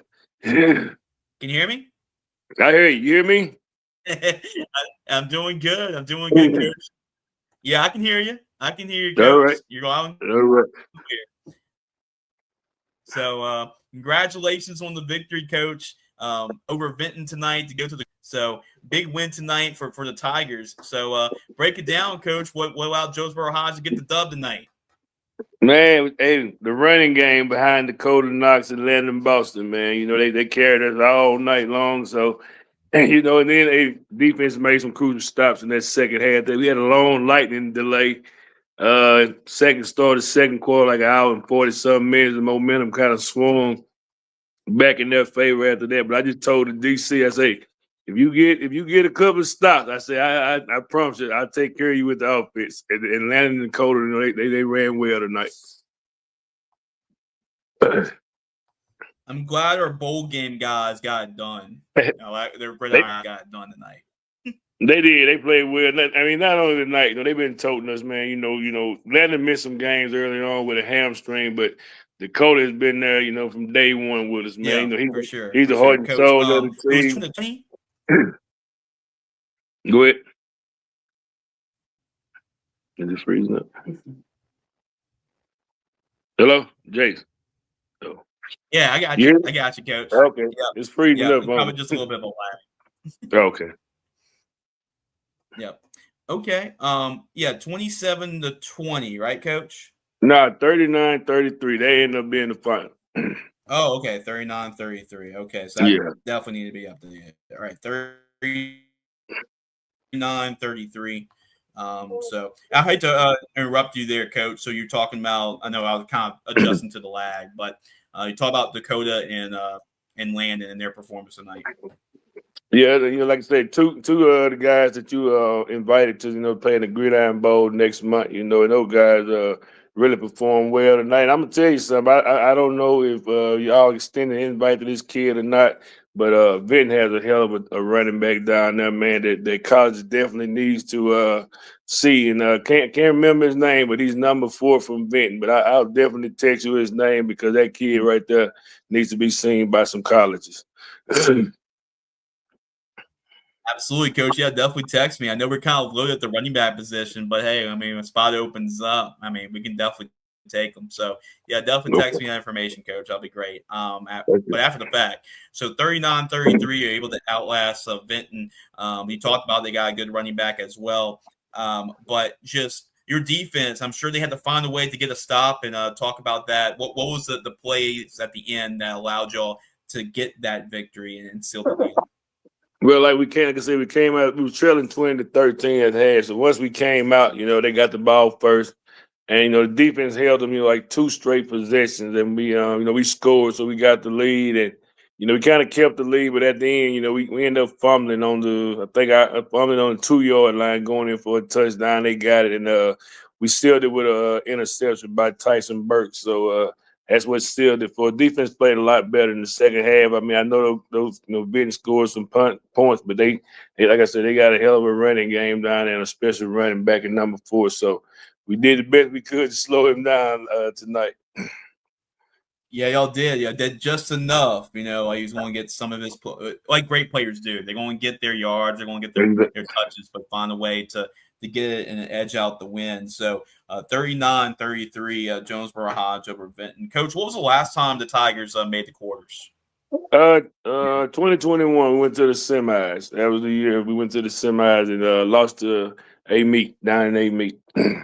That's right. 2021, last time they made the quarterfinal, and just this team this year, being able to accomplish this. At what turning point? And there's always like a turning point in the season that okay, like I feel like this team can turn the corner and they can do some special stuff. So, what point this season you felt like this team could accomplish something, you know, special like that, making to the quarterfinals and practicing during Thanksgiving week?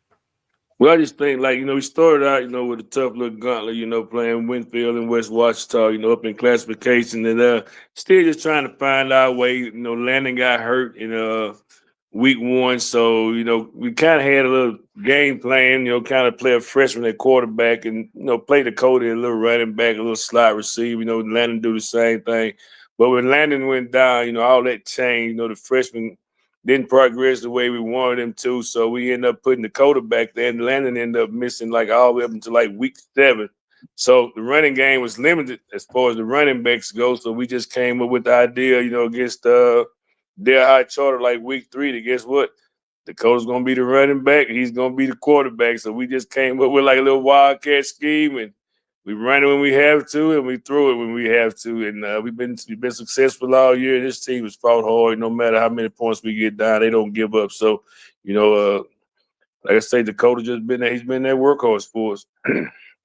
Hey, you mentioned, y'all dropped the first 2 games of the season, but after that, only 1 loss in your next,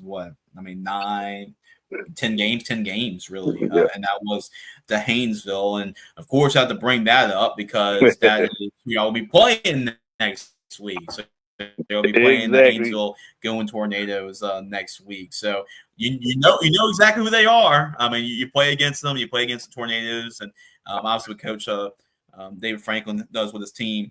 But, yeah, just your early thoughts on the rematch and playing Haynesville again. Well, like you say, they're the Golden Tornado, and everybody knows the tradition of that team up in Clayton Parish, even with, Mr. Red Franklin, nice son, David, and it's going to be a tough road, but, hey, we still in the quarterfinals, so we're glad to be here, and we're going to prepare, and we're going to go in there, and we're going to give it our best shot, and we know they're going to be well prepared, but we're going to lay it all on the line the day after Thanksgiving. Absolutely, Coach. Do you feel like that, the losing team, I've always heard that, like whoever the losing team is in a rematch, seems like they have an advantage over a team because you play them again, you can make some adjustments and fool with some different things. So I guess like what does the team need to do? Obviously better at in order to have a chance and potentially upset the Golden Tornadoes next week. Well, the first thing you gotta do, you know what they're gonna do. They're gonna run that wing T. So you gotta try to stop the wing T, or at least slow that down. They got some special athletes over there. They got the LSU committed quarterback. So we definitely got our hands full. But on the offense side of the ball, man, you just gotta try to do your best to keep that offense on the bench while you try to just score some points. So they can put up some points and they can play some defense, but guess what? You got to go to the drawing board, and you don't want to shoot yourself in the foot. You don't want to give them any advantage. So you just try to score points and don't beat yourself, and just try to play sound defense. It's a monumental task, but guess what? It's one we welcome the challenge to.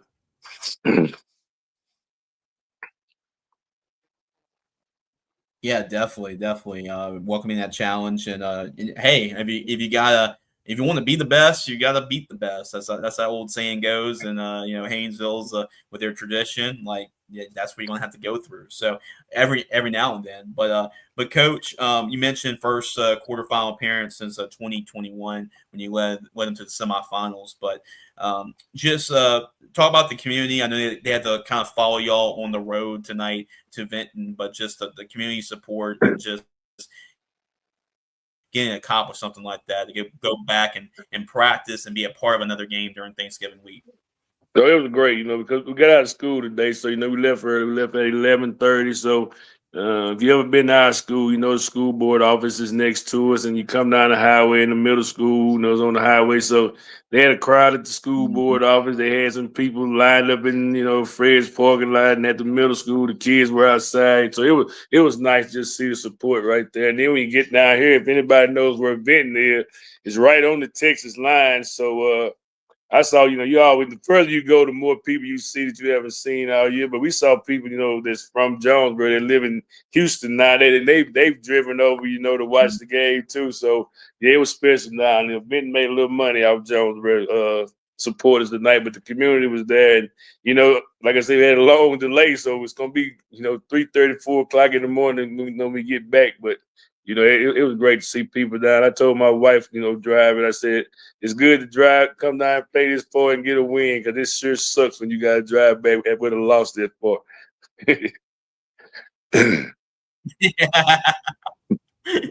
Yeah, you're right about that. It's much more sweeter to get that drive back, Coach. And get a chance to practice during Thanksgiving week for sure. It's gonna be really special. Coach, any final thoughts on the win tonight? How big of a win this was for the program, and just your final thoughts on the victory tonight?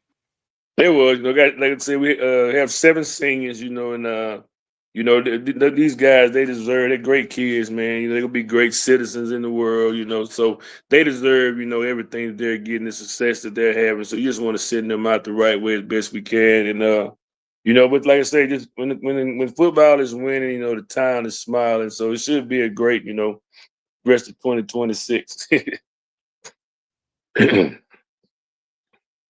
Oh yeah, that's for sure, Coach. And one more thing before you leave, I'm glad that I'm not the only one that has to tell Andy to take it easy and just stay home and just relax. Because I know you talked to him earlier today, so he I told me did. about it. So please Yeah. tell him to take it easy until the bowl game. And it's hard headed, man. I mean, I don't know. We're going to whoop it. We're going to whoop it, and that's all we're going to have to do, man. He's hard. I told him, I said, you got to at least relax. Like I told him what you said to the bowl game. He was talking about it till next week. I said, nah, man, you got to take it easy longer than that. Yeah, right. I don't care if he doesn't come back until Christmas week. Like, That's just exactly. lay back. I need you for the bowl game week. So hopefully that's the case. Gotcha. Anything you need me to do down that week, just let me know, Jason. Like I say, I'm there. I'm there for you.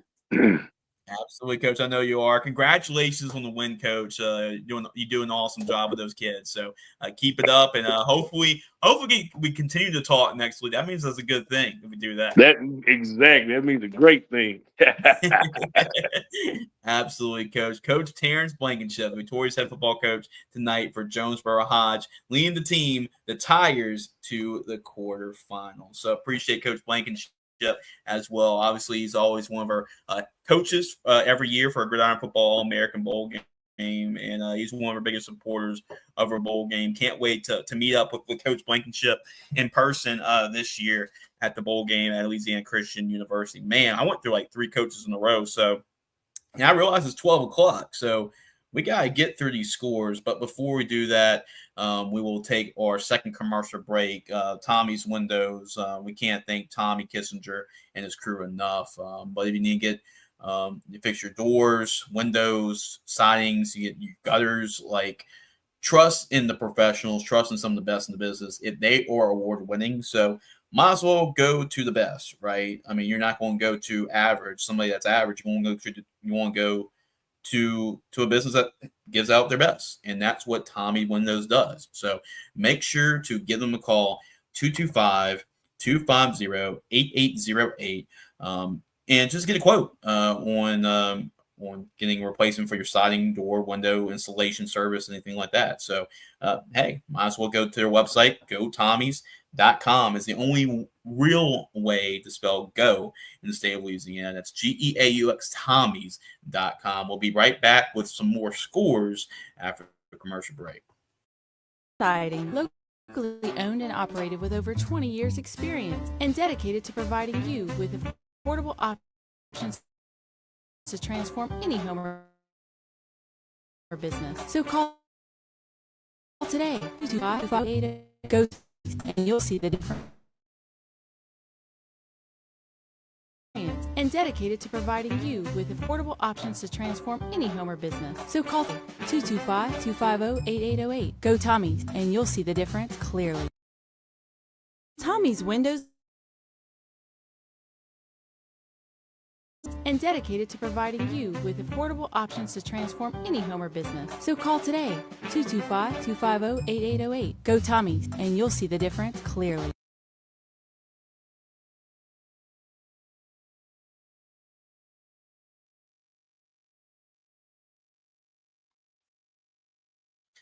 And welcome back, guys, to Ballin in the Boot. And I believe we might slow down with our coaches, so we can finally go over some scores. I know we were trying to go through it, but I do appreciate the coaches coming on and giving their thoughts. Leave a comment. Feel free to comment, question as we go through some of the scores in our scoreboard show. We have St. Edmund. They get a win over Covenant Christian tonight, 44-36. A little bit of a high-scoring game, but we know that Coach Shiver and the Blue Jays, they're going to put up some points, and they did here. 44-36 over Covenant Christian. The Blue Jays getting the job done as they will advance to the quarterfinals. And it should be a rematch between St. Edmund and Westminster Christian. Yeah, I was at that game just a couple weeks ago in the regular season finale for the district championship. And Westminster Christian, they got a little bit of a battle. It was a close game in the regular season between these two teams, and it was close once again.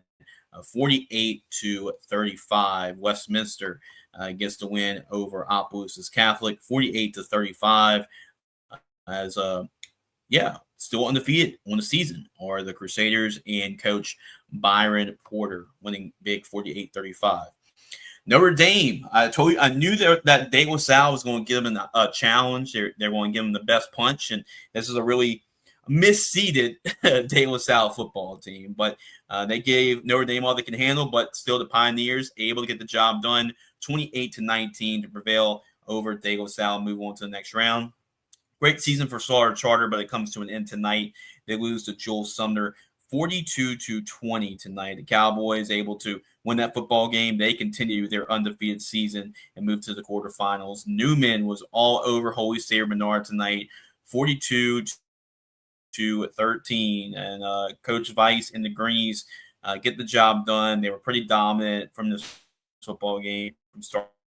So were the Tigers. They won big 62-3 over North Lake Christian. Watch out for Coach Weiner and the Tigers. They are rolling right now, 62-3 over North Lake Christian. We talked to Coach Desormeaux as they got a convincing win. This was a statement made by Catholic New Iberia, 41-13 over the Bunkie Panthers. That's a good Bunkie football team, but it was all about the Catholic New Iberia Panthers in this one, 41-13 getting the win. Lafayette Christian, number 1 seed, was all over Parkview Baptist in this one, 57-10. All over Parkview Baptist. LHSAA looking like they're the number 1 seed for sure. Loyola Prep, I know we had Mr. Wallace comment on the show.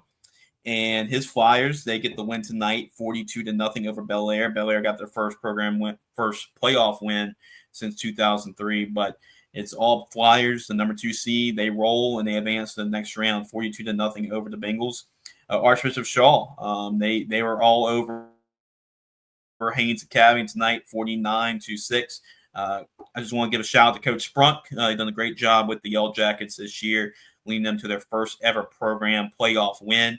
But you had to run into the defending state champions, and that's the Archbishop Shaw Eagles, 49-6.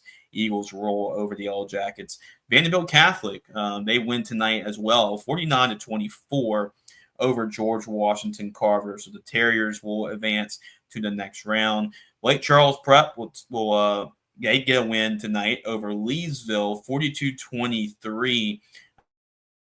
I got to give credit to Lake Charles' defense because that's a really good Leesville offense, holding them to 23 points, and we know Lake Charles Prep can be explosive, 42-23. They move on. I call this game tonight for Varsity Sports Now. U High was dominant in this one, 50-16 over Booker T. Washington. The quarterback, Ethan McGlynn, was phenomenal tonight. He was pretty much near flawless.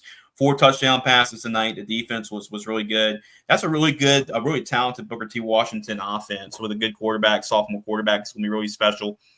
And they got some good receivers as well. But U-High did a great job of shutting them out in the first half. It was 43-0 in the first half, running clock in the second half. Booker T. Washington put up a couple of scores in the second half, but it wasn't enough. U-High cruises to a 50-16 win over Booker T. Washington. And guess what? They will play Madison Prep, and that is a rematch of the district championship, which was won 14-8 by U High. So a little bit of a rematch right there, as the Cubs and the Chargers will play each other in the quarterfinals of the next round. E.D. White, this is kind of like an E.D. White type of performance winning a game like this. 35-7 over St. Michael. Good season this year for the Warriors, but it comes to the end to the Cardinals. And how about this matchup? Two teams that look pretty similar when you put them in the mirror against each other, but St. Charles Catholic looks like they're going to be playing E.D. White. 56-7, St. Charles Catholic gets the win over Northside. Terrance Catholic, they continued their undefeated season this year with a 55-22 win over Bonneville. Good season this year for Andre Anthony. I think deserves Coach of the Year type of recommendation, but still, Coach Corville and the Rebels cruise 55-22. I call this upset Rummel defeating Tioga. Rummel had to go on the road to play Tioga, but I know Coach Monica's squad is really well coached, and they win this time of year. I just think it was a great matchup for our Tioga, and Rummel was able to prove that right. 45-21 over the Indians. How about St. Augustine? I gotta admit, I think they can make a push towards the Superdome. They look really good. They got a big win. I thought this could potentially be a game that can trip them up, but St. Augustine was able to outscore. It was a back-and-forth battle. It was 55-42. St. Augustine, I was able to watch maybe the last couple of minutes of that game, but St. Augustine able to outlast Acadiana 55-42. Watch out for the Purple Knights under our coach Valdez. That was a huge win for that program against a great program as well in Acadiana. How about my Catholic High Bears? They move on to the next round, 37-14 over Captain Shreve. Great job by that defense. I know Jamar State Platter is a really great running back over there at Captain Shreve. And after scoring 60 points last week, Catholic did a great job of containing that ground game, that offense for Captain Shreve. Great defense performance by the Bears. They will advance to the quarterfinals, and they'll take on Ash. The Ash Trojans get a 38-27 win over Brother Martin. That will be a great. We won't talk about that match a whole lot next week. We'll talk about Trojans be a great one. We'll match a whole lot next week. 38-27. The Trojans will end the Crusader season. Evangel, they got a convincing 34-14 win over St. Paul's. I think the story here is their defense. Only giving up 14 points. We know about Pop Houston. We know about this offense. But for their defense to only hold St. Paul's the 14 points, that was a little bit of a statement for me when we talk about this Evangel Christian football team. Great win for the Evangel Christian Eagles. And we're going to talk a lot about that game as well, because you're talking about Pop Houston against Edna Carr's defense. That, get your popcorn ready. That's going to be a great one. That says 39-13 Edna Carr. I'm not sure if that was the final score, but we can see here Edna Carr, Jesuit. So, yeah, it was the final score. 39-13 Edna Carr over Jesuit. 39-13. And the car, man, looks really good once again. Mangum cruises to a 48-12 win over West St. John. Good win there for Coach Wiltshire and the Dragons. We just had Coach Gast on the show. He talked about how about North Iberville Bear Country. Give y'all a shout out. 36-20 over Elton to advance to the quarterfinals for the first time in program history. Really special stuff for the Bears. Jeanerette, I mean, they crushed Grand Lake. I'm not surprised by the score, by the win, who won this game, but the margin was pretty surprising. 54-7, Jeanerette over Grand Lake. Logansport, man, they had a tough one against Welsh, but just able to outlast the Greyhounds or the Tigers. I think the Tigers had to come back to win that football game. 34-31, a squeaker, but Logansport does move on, and they advance to the quarterfinals. Haynesville had to play Homer again in that great matchup, rivalry game. They play in the playoffs, and Haynesville gets a 36-19 win. Homer was able to stay right there with the Golden Tornadoes, but Haynesville does outlast the Pelicans 36-19.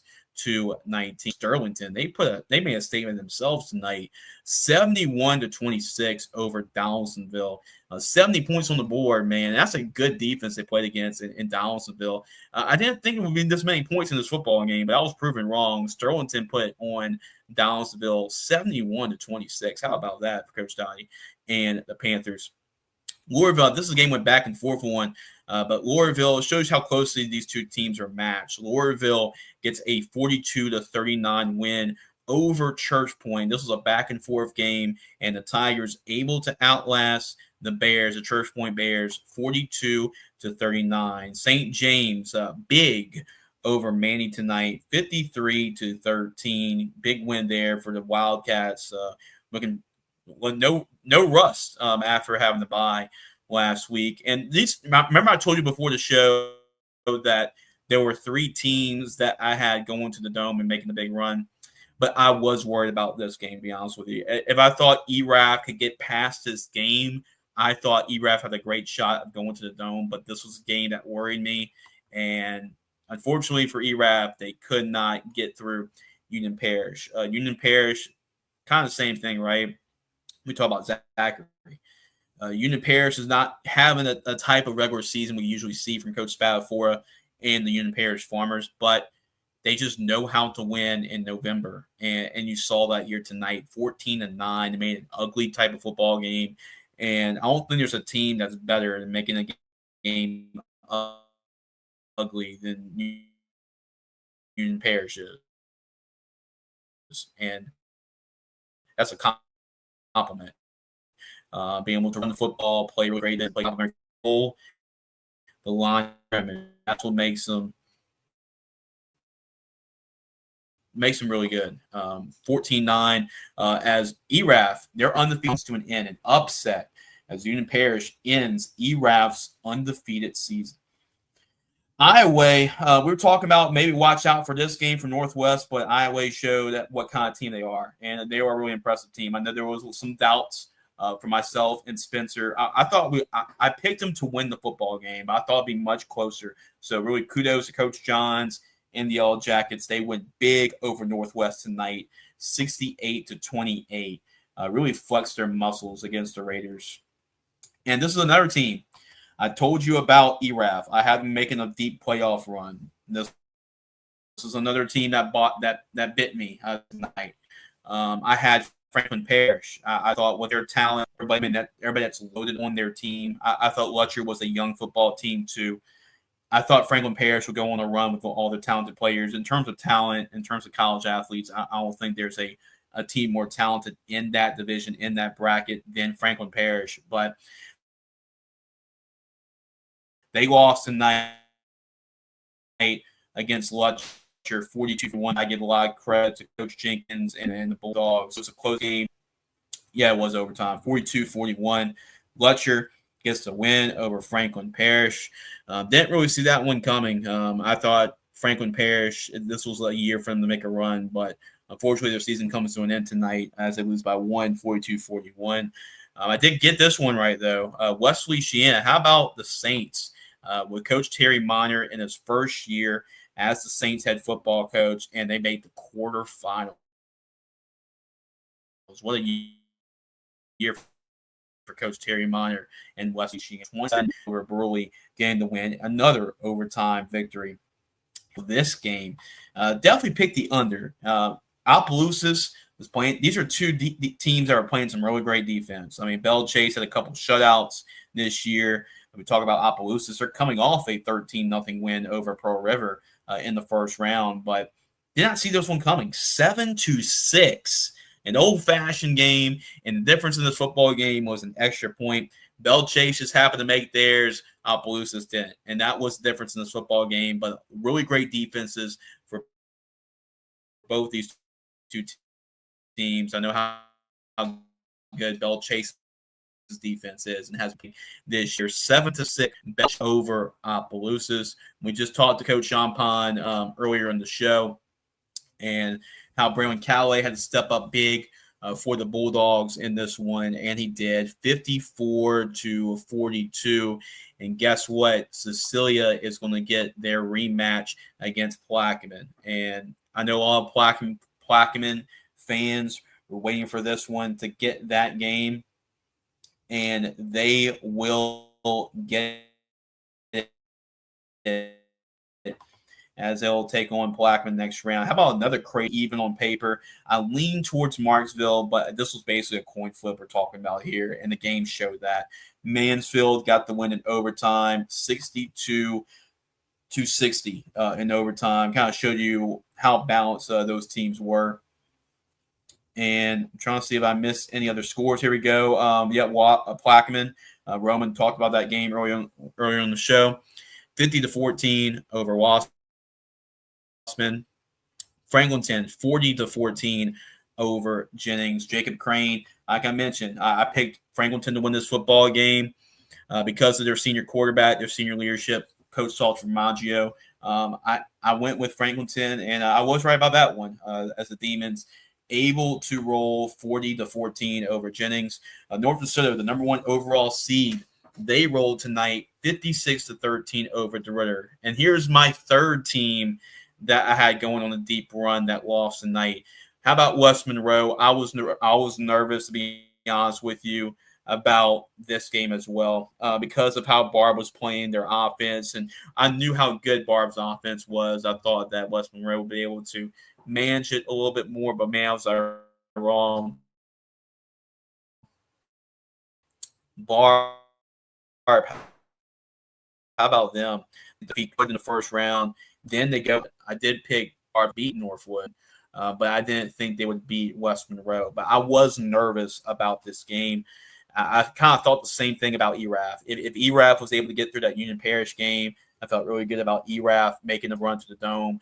Same thing with West Monroe. I know they got Neville. I know about that game. I knew West Monroe was going to be up for Neville. But, yeah, Barb was able to upset them at West Monroe. And over the last couple of years, West Monroe's had some disappointing playoff losses at home, and this is another one, 42-35. The Barb Buccaneers, shout out to the Buccaneers. That was a great win. And how about Cinderella run? Down 2-5 Monroe. Now you got to defeat another one coming up in Neville. So you got to do the same thing again. But hey, I don't think there's a team playing as hot right now as the Barb Buccaneers are playing after another big win. A huge upset. Barb upsets West Monroe tonight, 42-35. Not a lot of people saw that one coming. Washtenaw Christian, man, 38-0. I was kind of curious about how this game would go. I mean, obviously these are two big program name matchups have been won by some of them, but last year and how that game favored Washtenaw Christian a couple of years ago, and they had a chance to close the game out. They decided to throw the football. They threw it to Dylan Day. That was an interception for a touchdown, and Southern Lab would go to the Dome and win the state championship, and it could have easily been Washtenaw Christian. But I think there are a lot of players that remember that, and they put it on Southern Lab tonight, 38-0. Big, huge win for Coach Fitzhugh and the Eagles. Got to give them a lot of credit. I did pick Washtenaw Christian to win this football game, but huge win. Did surprise me how dominant they were against the Kittens to get that victory, 38-0. How about East Feliciana beating Faraday 12-8? Now these are two dangerous teams that can make runs because they're both really athletic teams, but they do tend to make some mistakes. But when they're on, they're both really talented and can be sleepers in these brackets. And I didn't expect it to be a 12-8 type of score. That does surprise me a little bit. But East Feliciana doing whatever it took to get the job done, and they did it with their defense tonight, 12-8 over Faraday. It was all Riverside here. Riverside Academy defeated Delta Charter 63-6, a convincing win there for the Riverside Academy Rebels. We have John Curtis of the Goat Bowl. When I talk about the two winningest coaches in Louisiana high school football history, we talk about J.T. Curtis and we talk about Jim Hightower. We talk about the Mount Rushmore, Louisiana high school football. Those two coaches' faces are on it. And it was back veer for John Curtis and J.T. Curtis. They rolled 49-7 over St. Thomas More. I did pick John Curtis to actually make the Superdome, and that pick is actually making me look good right now. I know St. Augustine's another team to watch out for, but that was a statement win there for John Curtis, winning big, 49-7 over St. Thomas More. We have Oak Grove as well, winning 42-0 over Richwood. So those are all your playoff scores here for tonight. So I think that's going to do it for me, guys. Thank you so much to everybody that's watched tonight. Those are all your playoff scores tonight. We're running out of time, so we're not going to go over the playoff matchups, but make sure to tune in to our show on Monday. We will actually Monday or Tuesday. I'll let y'all know. It kind of depends on Spencer's schedule, but we're going to go in depth and talk about each of the playoff matchups in the quarterfinals. We'll talk about those games. We'll preview those games. We'll predict those games on Ball in the Boot early next week. But guys, thank y'all so much. Have yourself a great night, a great rest of your evening. Enjoy your football weekend. And man, what a crazy second round we've had. A lot of upsets, a lot going on. And man, was it fun. That's why you got to play the games. You don't just put the games on paper. You got to go and play these games. And man, did they. So appreciate all the coaches that came on the show. Make sure to follow us if you haven't. Make sure to subscribe to our YouTube channel. Make sure to follow us on Facebook, X, and go to our website, gridironfootballusa.com. Thank you guys so much. Have yourself a great night, and we'll see you early next week. Make sure to join us, and we'll let you know what time and date the show is. It's going to be early next week when we'll preview all the